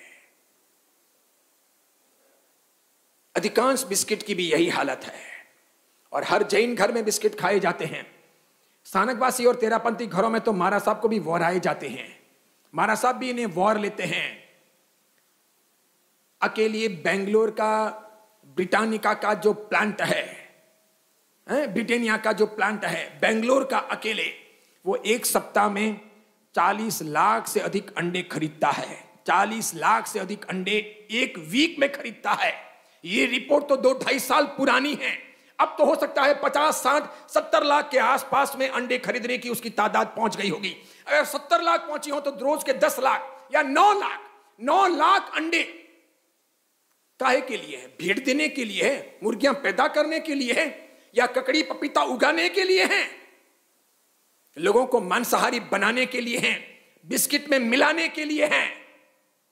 उसी प्रकार जितने भी चिप्स हैं, सेब हैं, गांठिए हैं, जो भी बाहर के पैक फूड हैं जो आते हैं, सबसे सस्ते चर्बी से ही तले जाते हैं। चर्बी वापस घी से भी ज्यादा, तेल से भी ज्यादा टेस्टी होती है। और हम सब तो टेस्ट के लिए तो मरते हैं, टेस्ट के लिए जीते हैं। अहिंसा के लिए कौन जी रहा? कितने लोग जी रहे? इसलिए मात्र ये जीव दया के लिए पैसे लिखाना, मेरी एक गाय छुड़वा दो, एक भैंस छुड़वा दो, एक कुत्ता छुड़वाने का पैसा देता हूं, या फिर इस प्रकार के कोई गौशाले के लिए, पांजरापोल के लिए पैसा देता हूं, इससे अहिंसा पूरी नहीं हो जाएगी। और आप ये मानते हो कि आप प्रत्यक्षतया अंडे नहीं खाते, मछली नहीं खाते, मांस नहीं खाते, मीट नहीं खाते, चिकन नहीं खाते, इसलिए आप शाकाहारी हैं, ये भी अहिंसा के परिपालन के लिए पर्याप्त नहीं है। मैं सोचता हूं जैन धर्म के श्वेतांबर मूर्ति पूजक और दिगंबर साधु जितना अहिंसा का बेहतरीन खाने पीने में परिपालन करते हैं, उतना शायद कोई नहीं करता होगा। इसलिए इस मामले में क्रांति करने की आवश्यकता है। मैं स्थानकवासी तेरापंथी भाई बहनों से भी कहना चाहूंगा, बाहर की सब चीजों को नकारो। कोई भी चॉकलेट हो, ये जितनी भी कैडबरी हो, अन्य प्रकार की, इस प्रकार की जितनी आती हो, जो भी लचीली लगती है, आइसक्रीम भी खाते हो, और जैसे ही आइसक्रीम यू आप लेते हो चम्मच में, यहां रखते हो, गर्मी भी हो और तो भी आपने रखी, ऊपर चिपकती है। वो जो चिपकती है वो मांस के बिना नहीं चिपक सकती, मांसाहारी पदार्थ के बिना नहीं चिपक सकती। जितने भी मरे हुए पशु होते हैं, उनके नाखून, उनके खूर, उनकी आंखें, उनके सींग, उनके दांत, इन सबको उबाला जाता है। मरे हुए पशुओं का, गाय, भैंस, सुअर, बकरी, सबका उबाला जाता है, उससे गम बनता है। वो गम इस आइसक्रीम में डालते हैं, वो गम गंदा होता है, उसकी बदबू होती है। इसीलिए पेंट करने के जो केमिकल आते हैं, ऑयल पेंट के जो केमिकल आते हैं, वो उसमें मिलाते हैं, वो मिलाते ही बदबू जाती है। अब वो मिलाते हैं तो टेस्ट बनाना है, तो फिर इस प्रकार के पेंट मिला करके, केमिकल मिला करके फ्लेवर तैयार किए जाते हैं, और फिर उसमें शुगर मिलाई जाती है। 70% से अधिक आइसक्रीम में पानी होता है और बाकी सब मटेरियल होता है, और इस प्रकार करके आइसक्रीम आती है। एक भी आइसक्रीम बाजार में बिकने वाली, मैं कुल्फी की बात नहीं कर रहा, एक भी आइसक्रीम बाजार में बिकने वाली, इंडिया में बिकने वाली एक भी आइसक्रीम आज शुद्ध शाकाहारी नहीं है। किसी आइसक्रीम बनाने वाली कंपनी का यह दावा हो तो मैं कोर्ट में खड़ा होने को तैयार हूं। यह बात तो मेनका गांधी वर्षों पहले कह चुकी, लेकिन एक भी कंपनी तैयार नहीं हुई कोर्ट में सामने खड़े होने को, क्योंकि वो जानती थी कि हमारे यहां पोल में ढोल बज रहा है, अब ये सब बातें ओपन हो जाएगी, व्यापार गिर जाएगा। इसलिए वो बकें तो बकने दें, अपने को इसका उत्तर नहीं देना है। उन्होंने सामने क्या किया, पेपर वालों को पैसे दे दे करके आइसक्रीम में सपोर्ट में, आइसक्रीम के सपोर्ट में लिखवाना शुरू किया, ताकि अधिक से अधिक मीडिया में प्रचार हो कि आइसक्रीम खानी चाहिए। समझ गए आप? इसीलिए अहिंसक रहना बहुत मुश्किल है, बहुत मुश्किल। शाकाहारी रहना बहुत मुश्किल है, बहुत मुश्किल। अब यहां पहला ही कर्तव्य है अहिंसा का परिपालन। दूध है, ऑक्सीटोसिन कितने सारे लगाए जाते हैं। घरों में हम दूध तैयार कर सकते थे, गाय भैंस पाल सकते थे, धीरे धीरे हमने सबसे विदाई ले ली। कोई बात नहीं, 10, 15, 25, 50 लोग मिलकर के चेन्नई से 15, 20, 25 किलोमीटर दूर बहुत बड़ा बाड़ा लेकर के भी दुधारू पशु पाल सकते हैं। बड़े 100 रुपए, 125 रुपए भी वो लीटर दूध हो तभी शुद्ध दूध मिल सकता है। आराम से कई लोगों को वहां कारोबार दे सकते हैं। उस दूध के आधार पर अपना जीवन यापन हो सकता है कि गायों भैंसों को इंजेक्शन ना लगाए जाएं। बाकी ये वीगन की बातें आप सब भूल जाइएगा। ये वीगन की बातें भगवान महावीर की बातों के साथ में और हिंदुत्व की बातों के साथ में कहीं भी सहमति नहीं रखती। चाहे वो हिंदुत्व हो, भारतीय संस्कृति हो या जैनिज्म हो, ये वीगन की बातों का समर्थन नहीं करता। भगवान महावीर ने तो खीर से पालने किए थे। भगवान महावीर की परंपरा में दूध, दही, घी इत्यादि प्रतिबंधित नहीं है। आंबिल करो तभी प्रतिबंधित है, बाकी प्रतिबंधित नहीं है। इसलिए जिस किसी के दिमाग में हो कि वीगन बनना अहिंसक है, नहीं, ये गलत थियरी है। वीगन बनना अहिंसा का परिपालन नहीं है। पशु पक्षी जो जिंदे हैं उनको मारने की प्रक्रिया है। क्योंकि जब गाय का दूध, दही, घी, मक्खन कुछ भी आपको लेना नहीं, भैंस का भी दूध, दही, घी, मक्खन कुछ लेना नहीं, बकरियों का भी घी, दूध, दही, मक्खन कुछ लेना नहीं, तो फिर वो गाय करेगी क्या, भैंसें करेगी क्या, बकरियां करेगी क्या? उन्हें रखेगा कौन, क्यों रखेगा? यानी कुल मिलाकर के उन सबको स्लॉटर के लिए भेजना है। वीगन के पीछे का हेतु ये बाहर निकलेगा, अभी नहीं तो 25 साल बाद में। और ये जो भी थियरियां आती है उधर से आती है, बाद में उसका प्रसार प्रचार होता है और भारत के नादान नासमझ लोग उसे अपना लेते हैं। आप सबको कहना चाहता हूं, जो कोई भी महावीर की परंपरा के हों, भगवान महावीर पर जिनको विश्वास हो, जो देवगुरु धर्म को पहचानते हो, उनको शास्त्रों की बातों को ही मानना है, नए किसी भी थियरी को स्वीकार करना नहीं होता।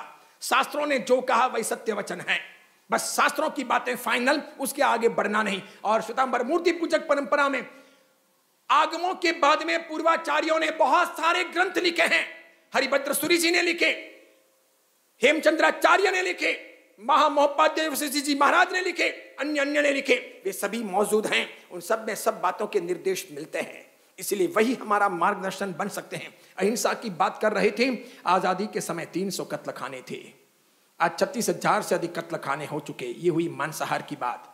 बड़ी मात्रा में इलीगली कत्ल खाने भी भारत में कार्यरत है और बड़ी मात्रा में मांस निर्यात हो रहा है। उन सबको रोकने में आप या हम कामयाब होंगे नहीं।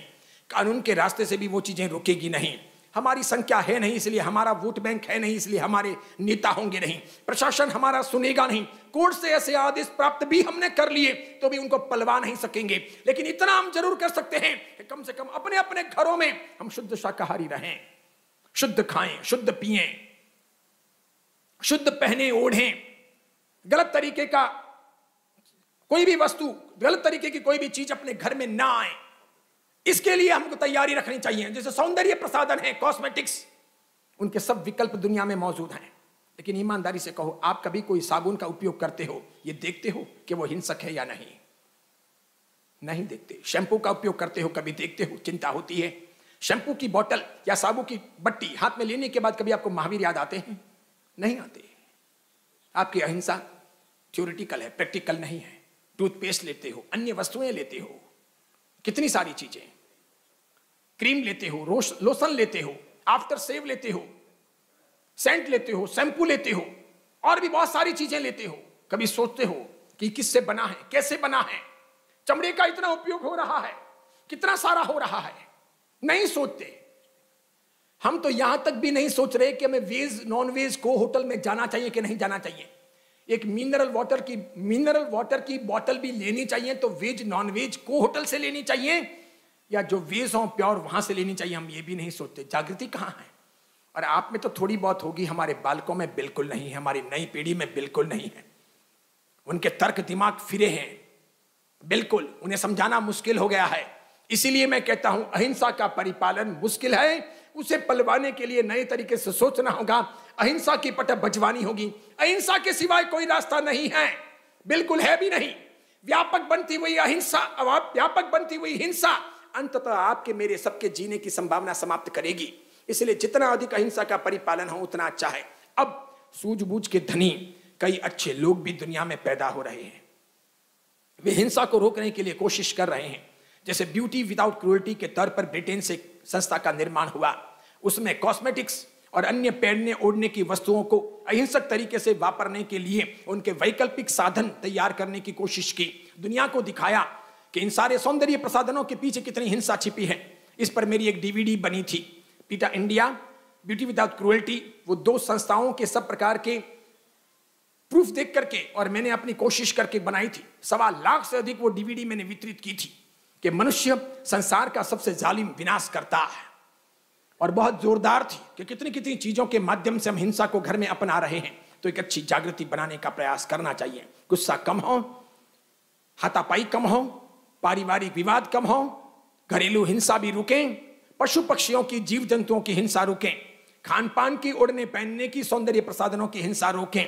अब कॉस्मेटिक्स अहिंसक बाजार में उपलब्ध है, पहनने ओढ़ने के कपड़े बाजार में अहिंसक उपलब्ध है, चमड़े का विकल्प, लेदर का विकल्प बाजार में उपलब्ध है, इसलिए चिंता करने की आवश्यकता नहीं है। लेकिन जिनके दिमाग में चमड़ा ही उतर गया हो, वो चमड़े के विकल्पों को, फॉर्म को, अन्य अन्य वस्तुओं को अपनाएंगे नहीं। इसलिए देखने की आवश्यकता है। इसलिए मैं कहना चाहता हूं, बहुत अधिक भोग उपभोग का मार्ग मत अपनाओ, और कोई भी चीज घर में लाओ बराबर सोचो कि ये चीज बनती कैसे है, इनको लाना चाहिए कि नहीं लाना चाहिए।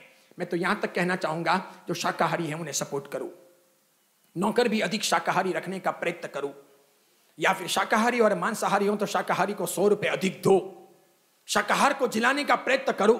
मात्र गौशालों में पैसे लिखाने से ही शाकाहार जिंदा नहीं रहेगा, इसे लाना पड़ेगा, जीवन में उतारना पड़ेगा। सूरत के पास में मेवाड़ वालों की एक फैक्ट्री है, उन्होंने चॉकलेट बनाई है, कैडबरी का विकल्प है, बहुत बड़ी मात्रा में, स्मीटन चॉकलेट का नाम है, बहुत बड़ी मात्रा में बाबा रामदेव उनकी कंपनी की अपने टैग के नाम से, अपने टैग के नाम से पतंजलि उसे खरीदती है। 75% चॉकलेट वहां जाती है, 25% गुजरात में बिक जाती है। स्वीटन उसका नाम है, श्वेतांबर मूर्ति पूजक जैन है, राजहंस ग्रुप के हैं, मेवाड़ के हैं, बहुत बड़ी फैक्ट्री लगाई है। मैंने वो चॉकलेट खाई है, वापरी है, मैं उस फैक्ट्री में ठहरा हूं, मैंने देखा है। इस प्रकार के विकल्प जैनों को खड़े करने होंगे, चाहे वो सेब हो, गांठिए हो, चाहे वो पापड़ हो, अन्य चीजें हो। आज जो भी चीजें आप लाते हो, किससे लाते हो, किसको पूछ के लाते हो, किस प्रकार की लाते हो। वो जो कौन सी उसकी जो चिप्स आती है, अपने यहाँ बहुत जा रही थी, कोले की चिप्स बहुत सारी आई, बेचने वाला कोड़ा वेफर आती थी बहुत सारी, और बहुत बड़ी मात्रा में साधु साध्वियों को वहराई जाती थी, घर घर में खाई जाती थी। बाद में जब गहरे पेट करके खोजबीन की तो पता चला ये तो आलू से बनाई जा रही है, और कोला की वेफर बन नहीं सक रही है। लाओ कोला, बनाओ घर में, देखो वैसे उतरती है क्या, केले की बनती है, उसकी नहीं बनती। समझ रहे हो आप? यानी इस दुनिया में व्यापार करने के लिए कई झूठ बोले जाते हैं, पाप अपराध किए जाते हैं, कई लोग मार्केट में आ चुके हैं। हमें सावधान रहना होगा, और इन सबके बीच में यह सोचना होगा कि हम किसके लिए जी रहे हैं, किसके लिए जन्मे हैं। क्या खाने के लिए ही जन्मे हैं?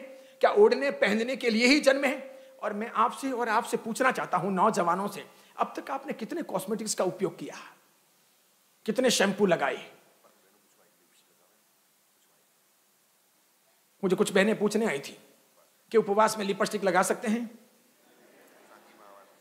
सांझी में आना है, पारने में आना है, लगा सकते हैं, उससे उपवास टूटेगा नहीं? क्या जवाब दे?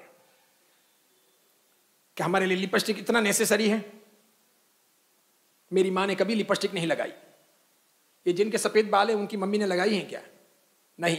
फिर भी मां बड़ी हुई, अपनी मम्मी के फोटो देखे हैं, वो भी जोरदार, एलिजाबेथ से भी खूबसूरत महारानी लगती थी जवानी के दिनों में। साध्वियां लिपस्टिक लगाती है? नहीं। एक से बढ़कर के एक साध्वियां हैं, जानदार, शानदार, जोरदार, देखने काबिल। जैसे वो पद्मश्री साध्वी जी थी, खंबात की रहने वाली, बहुत कम साल जो जी, पूरी दुनिया में एक साध्वी की मूर्ति के तौर पर उसका अकेले की मूर्ति है, मातर में है। आनंद के पास कभी जाओ तो दर्शन करना। खंबात की रहने वाली नगर सेठ की बेटी, 6 वर्ष की उम्र में उसने साध्वी जी को देखा, एकदम सुकोमल शालीभद्र जैसी, जिसके शरीर से सुगंध आती थी।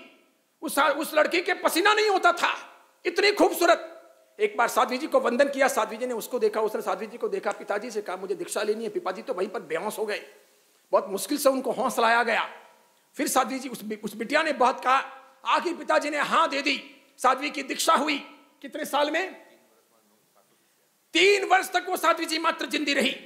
नहीं, जिंदी तो अधिक वर्षों तक रही, लेकिन 3 वर्ष में पद्मश्री नाम की उस खंबात की साध्वी जी की 700 शिष्याएं बनी। उसके बाद में उसने दीक्षाएं देना बंद कर दिया, और उसकी बहुत छोटी जिंदगी थी, जवानी भी वो जी ना पाई और दुनिया से चली गई। बहुत पुरानी ये बात नहीं है। उसकी एक मूर्ति श्रावकों ने मिलकर के यहां मातर के अंदर भरवाई, मातर के मंदिर के अंदर, खेड़ ब्रह्मा के पास, मातर के मंदिर के अंदर खेड़ा के पास वो मूर्ति है। खूबसूरत साध्वी थी, आज बहुत सारी हैं। और चलो कोई बात नहीं, ये सब चीजें लगानी भी हों, चुपड़नी भी हों, उपनानी भी हों, ब्यूटी पार्लर में जाना भी हों, तो ये भी सोच सकते हो कि ब्यूटी पार्लर में कौन कौन सी चीजों का उपयोग हो रहा है। खूबसूरती के नाम पर मैं कितनी कितनी चीजें अपनाती जा रही हूं। और ये सब पहनने ओढ़ने के बाद, ये सब अपनाने के बाद अगर कभी गर्भ नहीं ठहरता है, या अधमुआ गर्भ मर जाता है, या गर्भपात हो जाता है, या लड़के की चाहों और लड़का नहीं होता है, या प्रेगनेंसी देरी से आती है, तो हम दूसरों को दोष क्यों दें? हम ये क्यों नहीं सोचते कि कितने ही मुर्गे, कितने ही खरगोश, कितने ही सारे बंदर, कितने ही चूहे मार करके ये चीजें बनाई जाती है। लिपस्टिक, अधिकांश हिंसक लिपस्टिक चूहों के खून से बनता है। जिंदे चूहे यूं पकड़ करके यूं मारे जाते हैं, यूं निछोए जाते हैं, मशीन घूमती रहती है। अगर मारने के बाद खून निकाल करके पड़ा रखें तो वो काला पड़ जाएगा, वो सूखने लग जाएगा, तो लिपस्टिक में वो चमक नहीं आएगी। लिपस्टिक में वो चमक बनी रहे, इसलिए कोल्ड स्टोरेज में मशीन जोर से घूमती है, पूरा क्रीम तैयार होता है। सिर्फ चूहे के खून की आवश्यकता होती है। बड़े बड़े चूहे पकड़ के लाते हैं, हाथ में ग्लव्स हैं, यूं चूहा जिंदा पकड़ते हैं, यूं करते हैं, निछोते हैं, फेंकते हैं। मैं आपको वीडियो दिखाऊं, तब लिपस्टिक तैयार होता है। अहिंसक लिपस्टिक भी अब मिल रहा है। इसलिए बहुत सामयिकों पर इतराना मत, प्रतिक्रमण पर भी बहुत इतराना मत, बत्ती हाथ में रखने या बांधने पर भी बहुत इतराना मत। अगर आप इसका उपयोग कर रहे हो तो आपकी सामयिक और आपके प्रतिक्रमण तो कब के नीलाम हो चुके हैं। महावीर के नाम पर हम कई धब्बे लगा चुके हैं, कुछ मतलब नहीं है, फायदे नहीं है। इसलिए कहता हूं सार्थक पर्यूषण करो, सोचो, अहिंसक विकल्प ढूंढो। वैसे क्रीम है, वैसे लिपस्टिक हैं, वैसे नेल पॉलिश हैं जो अहिंसक है, लेकिन वो ब्रांडेड कंपनियों के नहीं हैं। जैसे अयूर है, टॉम्स है, एमवे है, और भी कई कंपनियां हैं।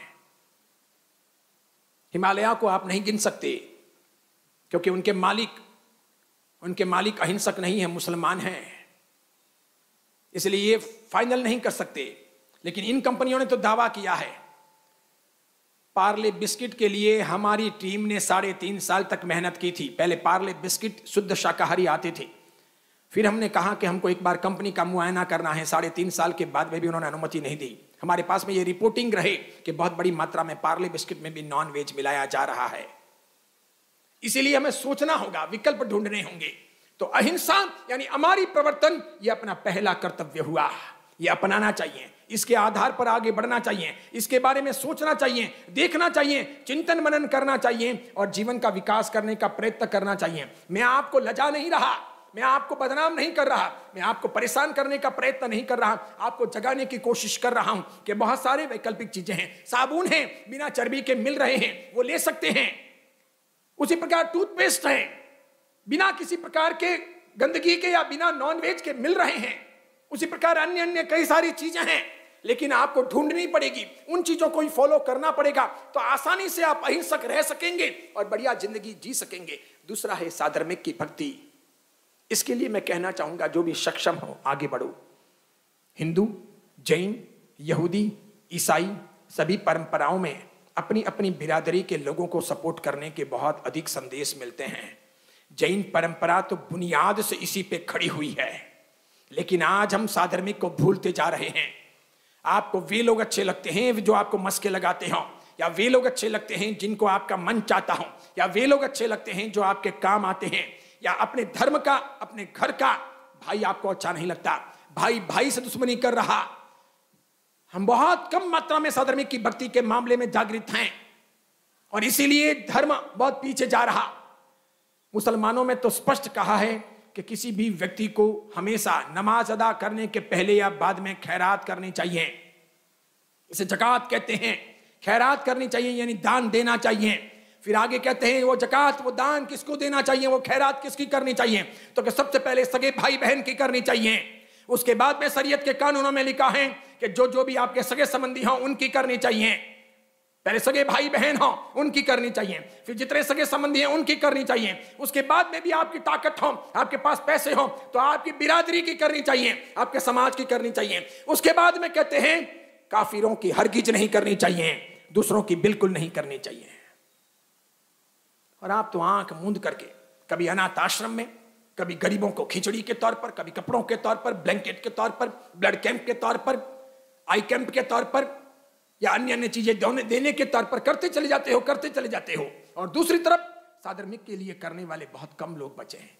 कोरोना के काल में यह मैंने महसूस किया है, कई साधर्मिक रोते रहे, परेशान होते रहे, हम बाहर पैकेट बांटते रहे, घर के लोगों की हमने चिंता नहीं की। आज जाकर के घर में एक सूची बनाना, जिन जिन को आप पहचानते हो उनमें से कौन कौन गरीब है।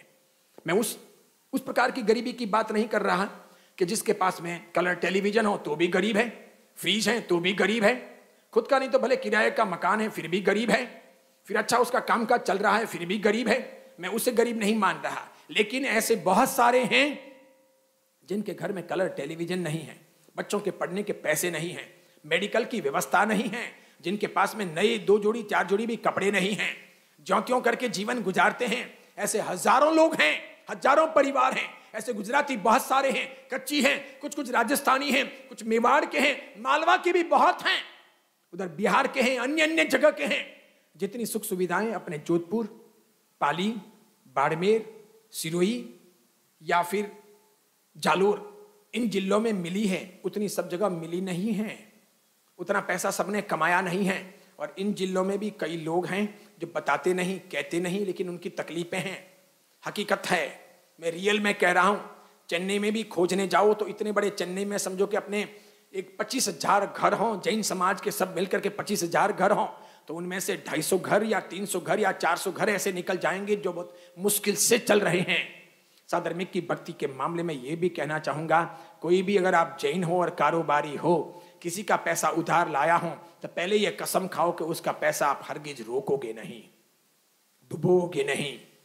कभी आप दे ना सको तो मन में इस बात का हमेशा भाव रखोगे कि जैसे ही आएगा सबसे पहले मैं अपने भाइयों को लौटाने का प्रयत्न करूंगा। साधर्मिक के लाए हुए पैसे वापस देना, जैन के पैसे वापस देना, यह सीधी महावीर की डायरेक्ट भक्ति है, सीधी भक्ति है, यह पूजा से बढ़कर के है। इधर आप मंदिर बनाओ, मूर्ति भरवाओ, महावीर की आंगी रचाओ, अष्ट प्रकारी पूजा करो, और वहां किसी जैन के लाए हुए पैसे आप लौटाओ नहीं। मैं कितने ही सारे ऐसे लोगों को जानता हूं जिनकी रिपोर्ट मेरे पास में आई हुई है, बेंगलोर के हैं, चेन्नई के हैं, हैदराबाद के हैं, दिल्ली के हैं, कलकत्ता के हैं, सूरत के हैं, अहमदाबाद के हैं, बड़े बड़े लोग हैं, जिसने किसी से 5 लाख, किसी से 10 लाख, 15-15 लाख लिए, 25 से लिए, 30 से लिए, 40 से लिए, अब एक को भी देने का नाम नहीं ले रहे और बड़े सेठ साहूकार होकर के घूम रहे हैं। ऐसे ऐसे लोग बैठे हैं। समझो आपने लिए तो क्यों लिए, मजबूरी थी इसलिए लिए। फिर समझो कि आप दे नहीं पा रहे हो, तो अगर मजबूरी है और दे ना पा रहे हो तो उसे विश्वास पूर्वक कहो, आंख से आंख मिला करके कहो कि विश्वास करो, महावीर का बंदा हूं, आज नहीं तो कल आएगा, दूध से धो करके लौटाऊंगा। मैं मेरे बेटों को भी यह कह के जा रहा हूं, कल अगर इस दौरान में मर जाऊं तो मेरे बेटे चुकाएंगे, लेकिन विश्वास करो, आप चिंता मत करना, मैं आपके पैसे खाऊंगा नहीं।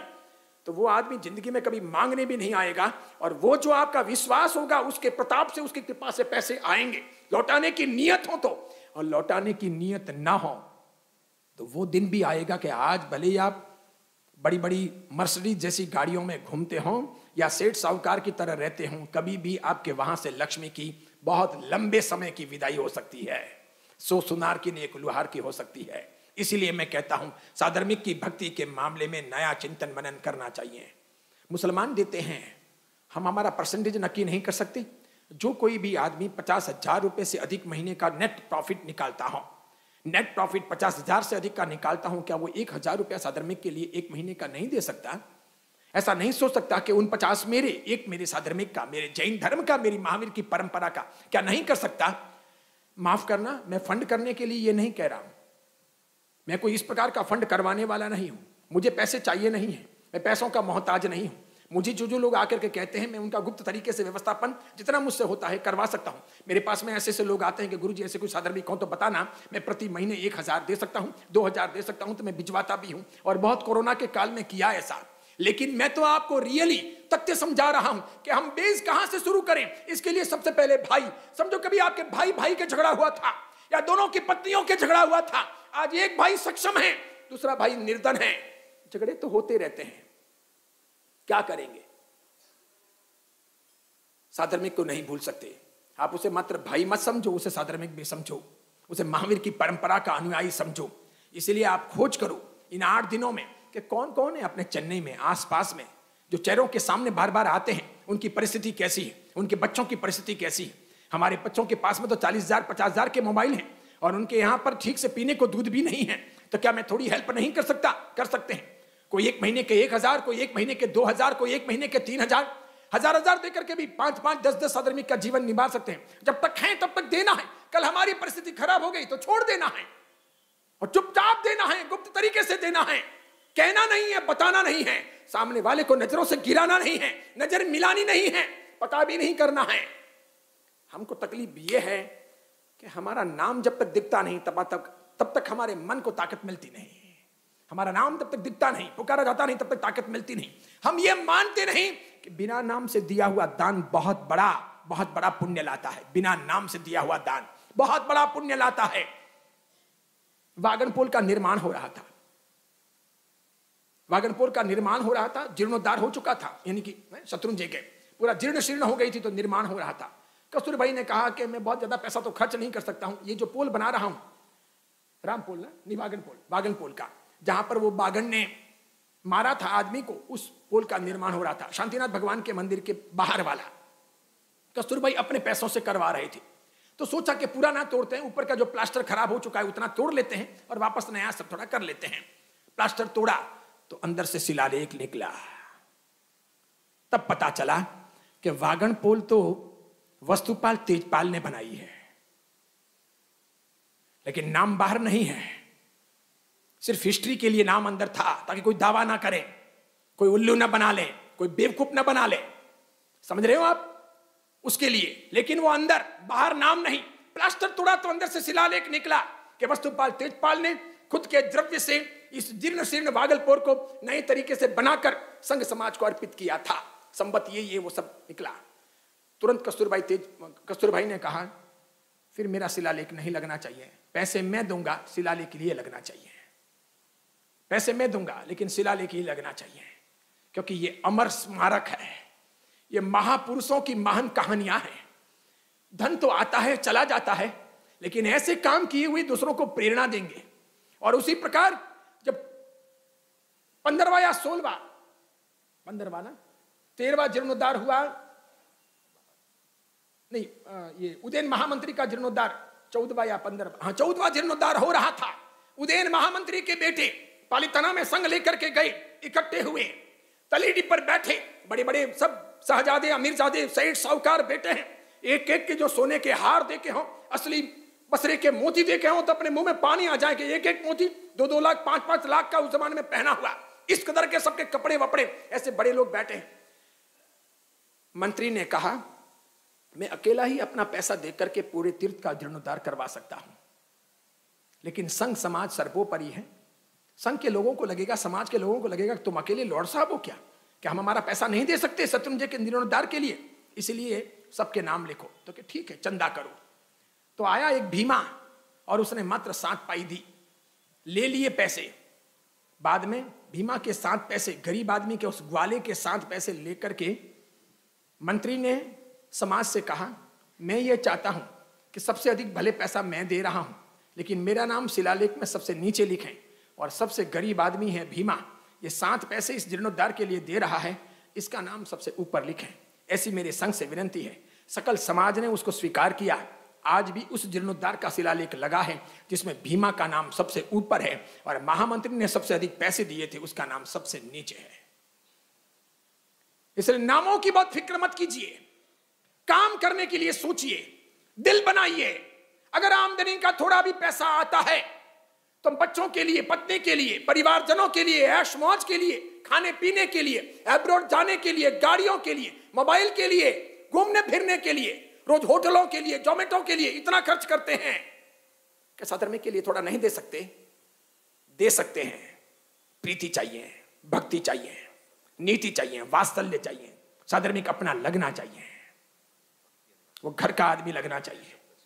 जैसे पत्नी की तकलीफ अपनी तकलीफ है, पति की तकलीफ अपनी तकलीफ है, बेटा बेटी रो जाए तो हमारी आंखें भर जाती है, उनका दुख अपना दुख लगता है। साधर्मिक का दुख अपना दुख लगना चाहिए। साधर्मिक मेरा अपना, मेरे भगवान के शासन का, मेरे धर्म का अनुयायी, आज मैं रहूं ना रहूं, वो रहा तो जिन शासन रहेगा, वैसे लोग रहेंगे तो जिन शासन रहेगा।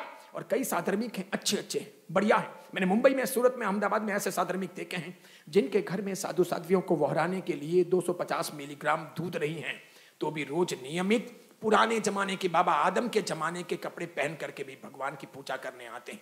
और कई ऐसे सेठ साहब देखे हैं मैंने जिनके पास में फुल टाइम है, 50 नौकर काम करते हैं, जो 11 बजे के बाद में ऑफिस के लिए निकलते हैं, 11 बजे के बाद, तब भी उनको भगवान के मंदिर जाने की फुर्सत नहीं है, व्याख्यान में आने की फुर्सत नहीं है। तो बताओ आप, धर्म कौन चला रहा है? धर्म मात्र धनवान नहीं चलाते। महावीर का धर्म मध्यम और सामान्य वर्ग के भरोसे चल रहा है। बहुत सारे धनवान तो लेट उठते हैं, उनको टाइम नहीं होता, इरादे नहीं होते, अनुकूलताएं नहीं होती, इच्छा शक्ति नहीं होती, वे मात्र पैसा दे देते हैं। लेकिन मध्यम वर्ग और सामान्य वर्ग जो है, उनके भरोसे महावीर का धर्म यहां तक पहुंचा है। मीडियम कास्ट और लोअर कास्ट आप नोट करो, ज्यों ज्यों हम धनवान होते हैं त्यों त्यों मंदिर से, उपास्य से, सानक से, तेरापन भवन से दूर होते हैं। ज्यों ज्यों हम धनवान होते हैं त्यों त्यों महाराज साहब के भी बाप होने की कोशिश कर लेते हैं। हम महाराज साहब के चरणों में तो तब जाते हैं जब हम धनवान नहीं होते। इसलिए उन धनवानों को थैंक यू कहना चाहूंगा कि इतने पैसे आने के बाद में भी आपको साधु या भगवान या धर्म या उपास्य याद है, तो थैंक यू आपको, आपकी उस आत्मा को और आपकी उस मेंटालिटी को मैं प्रणाम करता हूं। बहुत बढ़िया है। धन आने के बाद में ये रहना, ये आपका सौभाग्य है, गुड लक आपका, यह आपकी परंपराओं के लिए सौभाग्य है। लेकिन महावीर का धर्म, महावीर की परंपरा सामान्य वर्ग और मध्यम वर्ग के भरोसे चल रही है, तो हमें सामान्य वर्ग को टिकाना होगा। सामान्य वर्ग चला गया तो काम करने वाले चले जाएंगे। धनवान बहुत सेवा नहीं दे सकेगा, टाइम नहीं दे सकेगा, कमर झुका नहीं सकेगा, उससे काम हो नहीं सकेगा, उसके पास में वो ताकत नहीं होगी।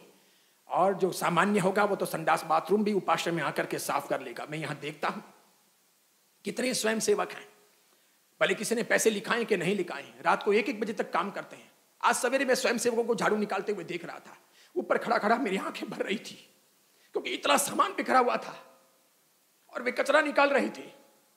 वे रात को 1 बजे तो गए हैं यहां से और निकाला कचरा, किसी ने पोछा किया, कोई कुर्सियां उठा रहे थे, बिछा रहे थे, सब तैयारी उन्होंने कर ली।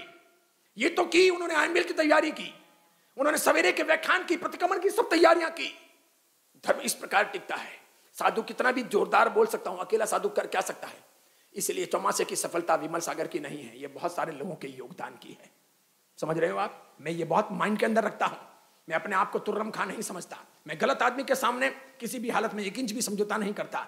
सामान्य आदमी के सामने झुक जाता हूं, एप्रिशिएट करता हूं उसे, बहुत अच्छा, वेरी गुड, मैं ऐसा दिल का आदमी, मुझे ये चीज चाहिए। मैं जहां गुण देखता हूं, अच्छाई देखता हूं, कोई बढ़िया चीज देखता हूं, मन हो जाता है। इसलिए साधर्मिक के प्रति सबसे पहले प्रीति होनी चाहिए। मैंने देखा है, नोट किया है कि साधर्मिक के प्रति हमारे मन में अभी भी अलग प्रकार की भावना है। हम ये देखते हैं कि साधर्मिक यानी मांगने वाला, गरीब, हीन, गया गुजरा, दिन दुखी, भिखारी, कुछ है नहीं उसके पास में, इसलिए आ गया फुकट का खाने के लिए।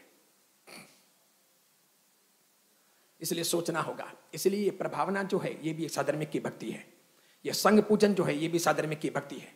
ये समय वात्सल्य जो है ये भी साधर्मिक की भक्ति है। ये तपस्या के निमित्त आपने 100-200 को बुलाया, तो 200 को बुलाया, उनमें से 2 जने भी ऐसे हों कि जिनकी ताकत नहीं, तो कम से कम अच्छा खा के तो गई।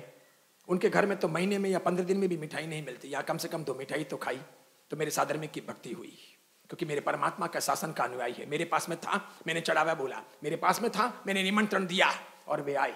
इसलिए मैं आपको यह भी कहना चाहूंगा, जब कभी भी घर में ओकेशन हो तो मात्र धनवानों को ही मत बुलाओ, जिनके आपके नाते रिश्ते हैं उन सबको बुलाओ और सबके प्रति समान व्यवहार करो। जरूर धनवान का अपमान मत करो, लेकिन फिर गरीब जो आया हो उसका भी अपमान मत करो। मैं ये भी नोट करता हूं कि बड़े बड़े लोग जब कभी भी सामान्य अपने सगे संबंधी आते हैं, उनके सामने देखते तक नहीं। अरे तुम्हारे रसोड़े में वो 4 बजे से खड़े हैं, तुम लाला करके जो पेट भर करके आया है उसको कह रहे लो जूस लो जूस लो, तब ये भी कहो कि भाई साहब इधर आओ, आप 4 बजे से रसोड़े में खड़े हो, लो आप भी लो। ऐसे करके एक बार उसका हाथ पकड़ करके उसको पिलाओ। उसका शरीर नहीं, उसकी आंखें नहीं, उसकी आत्मा भी पिघल जाएगी। वो सोचेगा कि वाह, इतने सब लोगों के बीच में मुझे इन्होंने जूस पिलाया।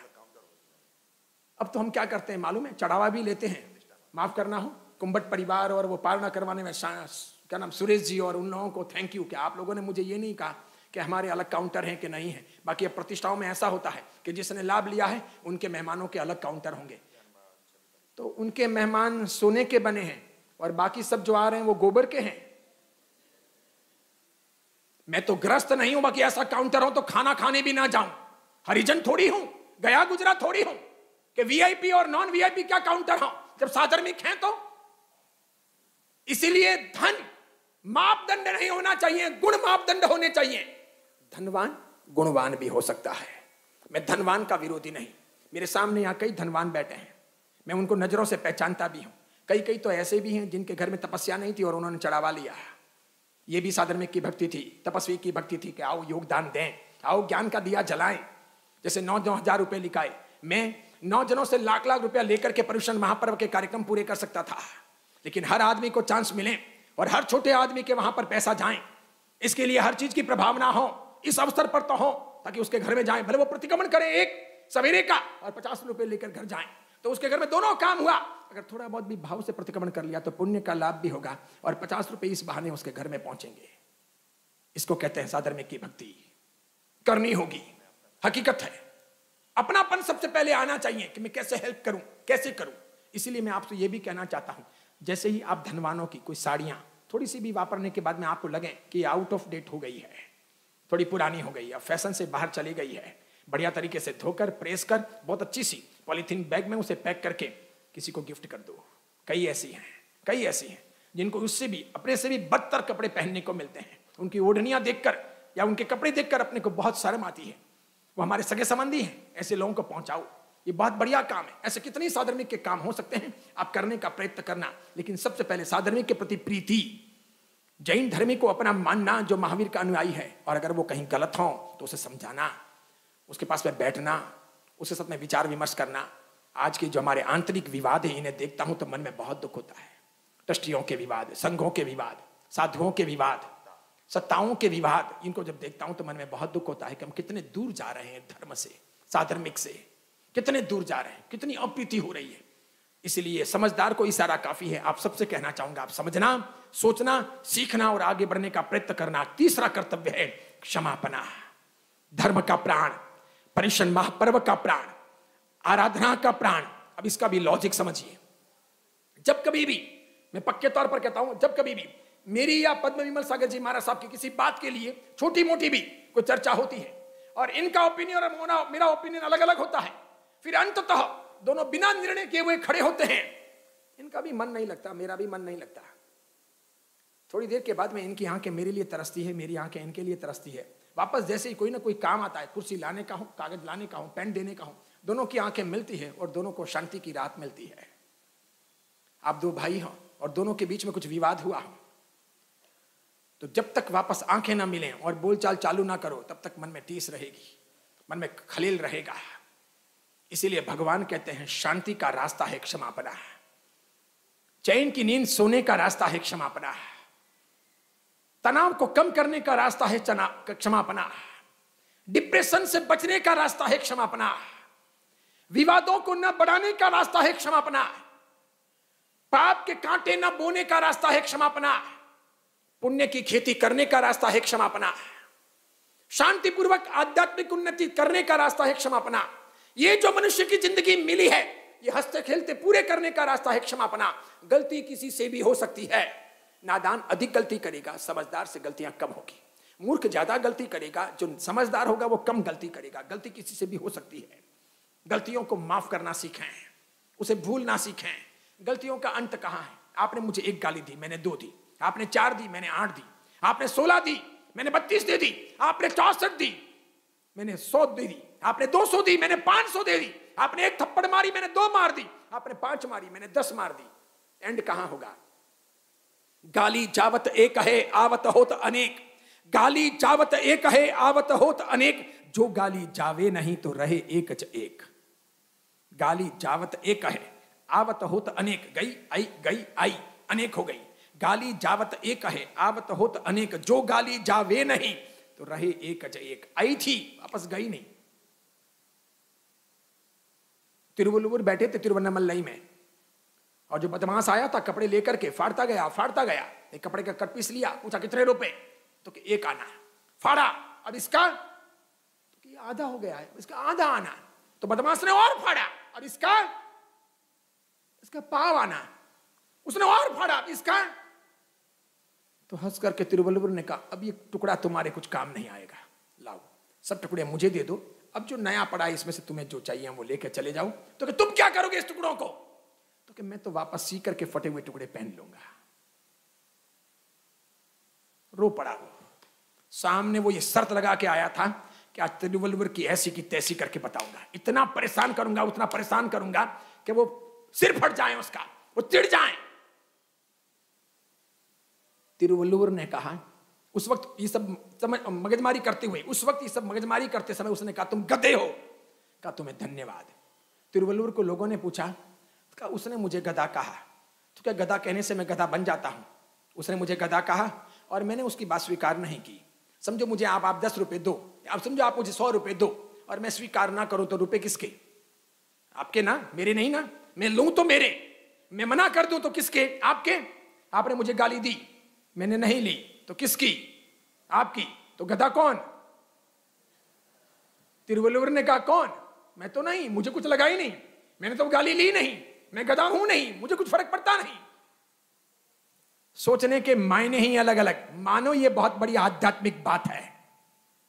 महावीर के जीवन में पता है आपको, कल्पसूत्र सुनना आप। इस बार मैं गंडक नदी के पास के महावीर के घटनाक्रम को अलग तरीके से आपके सामने प्रस्तुत करूंगा। जब भगवान महावीर के अनार्य देश की 1 वर्ष की यात्रा के उपसर्ग के प्रसंग आएंगे, जो बहुत सारे कल्पसूत्र में नहीं है। यूं काली कहा कि 1 साल के लिए भगवान महावीर अनार्य देश में गए थे और वहां अनेक कष्ट पड़े, अनेक तकलीफें पड़ी, भगवान ने उसे भी संभाव से सहा, इतना लिखा है। लेकिन अन्य अन्य जगह पर उसके कुछ प्रसंग मिलते हैं, वो मैं आपके सामने कहूंगा। आत्मा करव उठेगी, रोए खड़े हो जाएंगे, क्या क्या महावीर के साथ में बीता, कैसे कैसे घटनाक्रम गुजरे। तो भी भगवान महावीर समताधारी रहे, उस परंपरा के हम हैं। तो आपसे कहना चाहूंगा, छोटी मोटी बातों के लिए किसी का मन मुटाव हुआ हो तो आपके लिए माफ करने को और माफी मांगने को यह चांस है।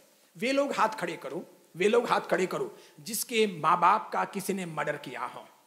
हाथ खड़े करो, आपके पापा या मम्मी या आपके दादा या दादी का किसी ने मर्डर किया हो, हाथ खड़े करो। यानी गहनतम संगीन अपराध तो आपके किसी दुश्मन ने आपके साथ नहीं किया है। आपके बाप को मारा नहीं, मां को मारा नहीं, दादा को मारा नहीं, दादी को मारा नहीं, बेटे को बेटी को खत्म किया है नहीं, किसी का मर्डर वर्डर किया नहीं है, ठीक है ना। अब दूसरी बात, ऐसे लोग हाथ खड़े करो जिनके किसी ने कैसे भी करके करोड़ रुपए हड़प लिए हो, 1 करोड़ रुपए हड़प लिए हो, वो लोग हाथ खड़े करो कि किसी जैन ने मेरे करोड़ रुपए हड़प लिए या किसी नॉन जैन ने मेरे करोड़ रुपए हड़प लिए, इसलिए मैं उसको माफ नहीं कर सकता। ऐसे लोग हाथ खड़े करो। 1 करोड़, लाख रुपए तो कितने ही लोगों ने डुबा दिए हैं, घर वाले भी डुबो देते हैं। अभी आप हाथ खड़े करोगे नहीं और मैं ये पूछूं कि आपके बेटे ने लाख रुपए उड़ाए हों, वैसे लोग हाथ खड़े करो। 1 नहीं करेगा, 1 नहीं करेगा। कमरे में आके कहेगा कि सही बात है महाराज साहब, घर में 2 पैदा हुए हैं, एक तो नालायक है, दूसरों को कह नहीं सकता, आप गुरु हो इसलिए आपको कह देता हूं। पत्नी ने किसने उड़ाए होंगे, या पत्नी के सामने पत्नी ने मना किया होगा और आपने कितने उड़ाए होंगे। इसलिए माफ नहीं कर सकते, ये कोई तर्क नहीं है। हम माफ नहीं कर सकते, ये कोई तर्क नहीं है। दूसरी बात, जिंदगी ही पूरी हो गई तो क्या दावा करोगे कि हम माफ नहीं कर सकते। अभी यहीं पर बैठे बैठे राम नाम सत्य हो जाए तो क्या दावा करोगे। हंसते खेलते लोग जवानी के दिनों में कोरोना के काल में अस्पताल में जो दाखिल हुए वापस आए ही नहीं। ये राकेश झुंझुनूवाला गया शेर बाजार का, झुंझुनूवाला, कितने चले गए। क्या करो, क्या माफ करो, क्या काम आई संपत्ति। इसीलिए मैं कहता हूं माफ मैं नहीं कर सकता। इस तर्क के पीछे का मनोविज्ञान क्या है। हमारे कुछ रटे हुए तर्क होते हो, मैं ये नहीं खा सकता, मुझे ये नहीं भाता, मेरे से काम नहीं होता, मैं ये नहीं कर सकता, मुझे ये मत कहो, मैं ये नहीं सुन सकता। इसके पीछे का रीजन क्या है। मनोविज्ञान कहता है, साइकोलॉजी कहती है, इसके पीछे का रीजन क्या है। इसके पीछे का रीजन है आपकी अपनी ग्रंथि मन के अंदर आपने बांध ली है, उसे आप खोलना नहीं चाहते हो। बाकी आप वो खा सकते हो, आप वो पी सकते हो, आप वो कर सकते हो, मे बी पॉसिबल, ये आपसे हो सकता है, आप माफ भी कर सकते हो, आप गा भी सकते हो, आप वैसा कर भी सकते हो। आप वो गांठ खोलना नहीं चाह रहे हो, वो ग्रंथि खोलो, खोल के देखो, हो सकता है। इन सब के लोच हो गए। मैं बैठे बैठे सोच रहा था, कि यार मेरी तबीयत ठीक नहीं है, बुखार चढ़ रहा है, गला भी बैठ गया है, मैं तो भी डोलो लेने का सोच रहा था और ये लोच का टाइम हो गया, मेरा लोच कैसे होगा। और फिर जाकर के बैठा और मंत्र जाप करने लगा कि जो होगा वो होगा, लोच तो करवाना है। कितनी मिनट में हुआ ये तो मैंने घड़ी नहीं देखी, मेरे ख्याल से 20 मिनट में, लगभग 25 मिनट में निपट गया, 20 मिनट 25 मिनट में निपट गया। फिर आकर के थोड़ी देर के लिए सो गया। मैं तो बड़ा हूं, छोटे छोटे भी संकल्प लेकर के बैठ जाते हैं। मैं जब इनको देखने के लिए गया तो जब बहुत दर्द करता था तो कभी भी इनका मुंह ये हो रहा था, तो मैंने उनको इशारा किया, मैंने कहा रुको करके। वो रुके करने वाले, वो मुझसे आंख मिलाए, तो ये बोले करो ना, क्या हुआ। तो फिर तब इन्होंने चेहरा ऊपर किया, करो ना, क्या हुआ, क्यों रुके। तो फिर उन्होंने वापस स्टार्ट किया। मैंने देखा, मैंने कहा ये रो तो नहीं रहे हैं, इनका मन ग्लानि से तो नहीं भरा है, इनको दुख तो नहीं हो रहा है। तो फिर मैं रोकता हूं, वापस इनको समझाता हूं इनसे होता है कि नहीं होता है। उसके 15 मिनट के बाद में तो लोच पूरा हो चुका है। आज कह रहा हूं जाहिर में, ये पीछे वाला पोर्शन बहुत दर्द कर रहा था। इनको तो आंखें इधर है, इधर भी हम देख नहीं सकते हैं बिना आईने के, इधर तो देख नहीं सकते थे। इस बार पीछे से बहुत खून निकल रहा था। एक चपटी ले रहे थे, खून निकल रहा था, उसी जगह पर दूसरी चपटी लेनी पड़ती है पास में ही, तीसरी चपटी, चौथी चपटी। तो बार बार ये अंगुली वो खून निकले हुए जगह पर वापस यूं लगती जा रही थी और नया खून निकलता जा रहा था, चमड़ी निकलती जा रही थी, इसलिए दर्द ज्यादा हो रहा था। मैंने उनको इशारा किया, मैंने कहा, और मैं राख लेकर के डाल रहा था ताकि राख ऊपर रहती जाए और निकलते जाए, और तो भी हंसते हंसते कर लिया। जैसे ही पूरा हुआ, ये यहाँ नीचे खड़े थे, यहाँ लोच हो रहा था, यहाँ से उन्होंने कहा ओ, तो ये कहे आदिनाथ भगवान की जय हो। फिर मैं इनका माथा धुलवाने के लिए ऊपर आया ना, तो मुझे हुआ कि मैं धुलवा नहीं सकूंगा, इतना पीछे खून है। राख जब निकाली तो पता चले, फिर उसके बाद मैं बोरोप्लस लगा करके सुला दिया आराम से। हम सब कर सकते हैं, सब कुछ कर सकते हैं।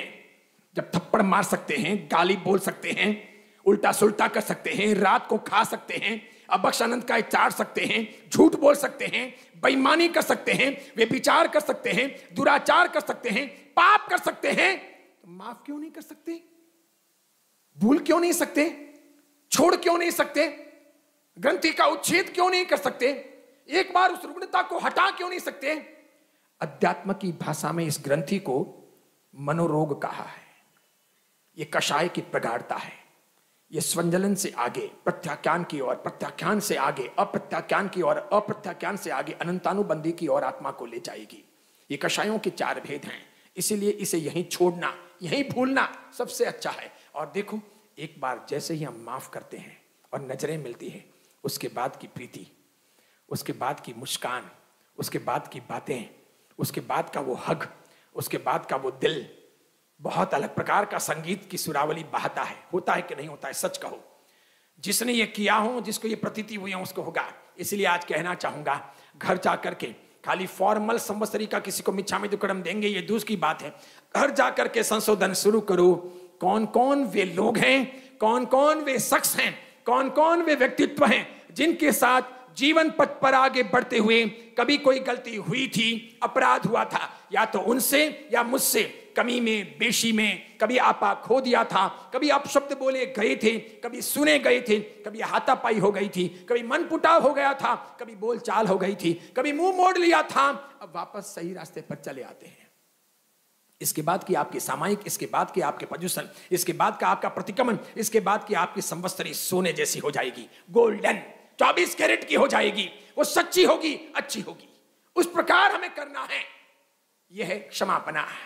चौथा है अठम तप, वार्षिक प्रायश्चित्त है।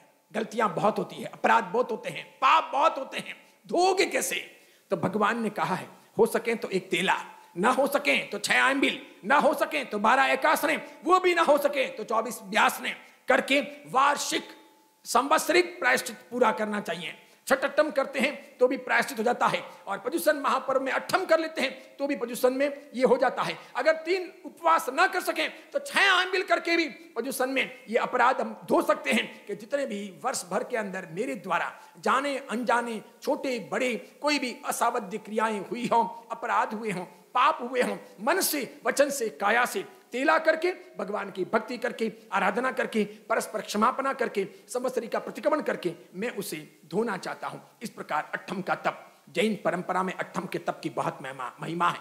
वस्तुपाल तेजपाल ने किया था अट्ठम का तप, उदयप्रभ सूरी जी ने किया था अट्ठम का तप, कभी श्रेयस को करवाया था उनकी बहन जखा जख दिन्ना भुआ तच भो दिन्ना ने, यक्षा साध्वी ने करवाया था उपवास। उसी प्रकार अन्य अन्य कई लोगों ने किए अट्ठम तप। महत्वपूर्ण होता है तेला करने का प्रयास करना चाहिए। जिनसे 28 हो चुकी है वे आसानी से कर सकते हैं तेला, जिनसे 9, 11, 15, 16 हो चुके हैं वे भी कर सकते हैं। ना हो एक एक करके 3 पूरे करो, कैसे भी करके करने का प्रयत्न करो, आगे बढ़ो। अट्ठम तप वार्षिक प्रायश्चित है, हो वहां तक 8 दिन के अंदर अंदर पूरा करना है। 5वां और आखिरी है चैत्य परिपाटी।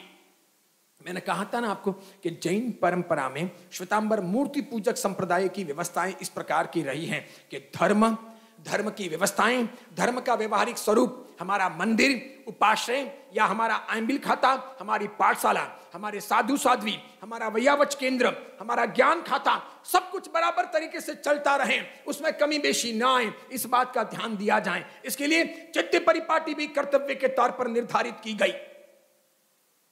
मात्र प्रदूषण के बाद में गाड़ी भर करके बस के अंदर किसी एक स्थान पर चले गए, उसके पहले पद यात्रा करते हुए, पैदल चलते हुए अलग अलग मंदिरों के दर्शन के लिए जाना, पूजन के लिए जाना, भगवान को भेंटना चढ़ाना, द्रव्य पूजा, भाव पूजा करना, उसे कहते हैं चैत्य परिपाटी।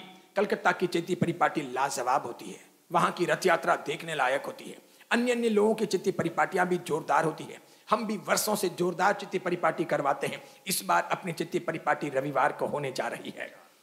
सवेरे 5:30 बजे आप सबको यहां पर इकट्ठा होना है, उसका पास लेना है। 4 तारीख को रविवार को, 4 सितंबर रविवार सवेरे 5:30 बजे तैयार होकर पूजा के वस्त्रों में, जिनसे धोती ना पहनी जाती हो, खेस ओढ़ा ना जाता हो, भले वो जुब्बा पायजामा पहन लें, लेकिन वो आए, अवश्य में वो आए। यहां से चलेंगे सबसे पहले विमलाचल, वहां से शंखेश्वर, वहां से वेपेरी में दोनों काम हो जाएंगे। भगवान की भक्ति भी हो जाएगी और वर्धमान सागर सुरेश्वर जी महाराज साहब मेरे बड़े गुरु भाई हैं, उनको वंदन भी हो जाएगा। यानी कि स्थावर तीर्थ और जंगम तीर्थ दोनों की यात्रा हो जाएगी। उसके बाद में वहां से जाएंगे गुरु शांति मंदिर, प्रार्थना मंदिर, जहां से अपनी रथ यात्रा तपस्वियों की प्रारंभ हुई थी। वहां उन्होंने विशेष रूप से मीटिंग करके अपने को वो स्थान चैत्य परिपाटी के उपयोग के लिए प्रदान किया है। बाद में सबको सिविल ड्रेस साथ में लाना है। वहां लेडीज और जेंट्स के बदलने के अलग अलग कपड़ों के स्थान होंगे। उसके बाद में वहां मम्मम होगा, सबकी नौकारसी होगी, बढ़िया। वहां से गरम गरम खा करके घर चले आना है। यानी कि समझो 8:30-9 बजे तक आपकी छुट्टी हो जाएगी। एक जगह पर करेंगे वास्के पूजा, एक जगह करेंगे पक्षाल, एक जगह पर चढ़ाएंगे पुष्प, और जहां प्रार्थना मंदिर पहुंचेंगे वहां बड़ा पार्षद भगवान का चिंतामणि पार्षद का चिन्हालय है, वहां द्रव्य पूजा, भाव पूजा सब कुछ कर सकेंगे। चैत्य बंधन, प्रदक्षिणा, खमा समने, जो करना हो बारी बारी से करते जाओ, कपड़े बदलते जाओ और बाद में आगे बढ़ते जाओ, नाश्ता करते जाओ, सबके पास होंगे। और उस दिन 5वीं, 6वीं, 7वीं, 8वीं, 9वीं, 10वीं के बच्चों की फैंसी ड्रेस प्रतियोगिता, अलग अलग प्रकार की ड्रेस बनानी है बच्चों को, अलग अलग प्रकार के बैनर हाथ में लेने हैं और आगे बढ़ना है। जो जैसी बनाएगा, जितनी ताकत लगाएगा, जितना श्रम करेगा, कोई ग्रुप हो या इंडिविजुअल सिंगल हो, उन सबको अलग अलग इनाम दिए जाएंगे, पुरस्कार दिए जाएंगे। वे सब चैत्य परिपाटी में बच्चे आगे चलेंगे। वे लड़के हों लड़कियां हों, उन सबके अलग अलग प्रकार के होने चाहिए। कोई कृष्ण बन सकता है,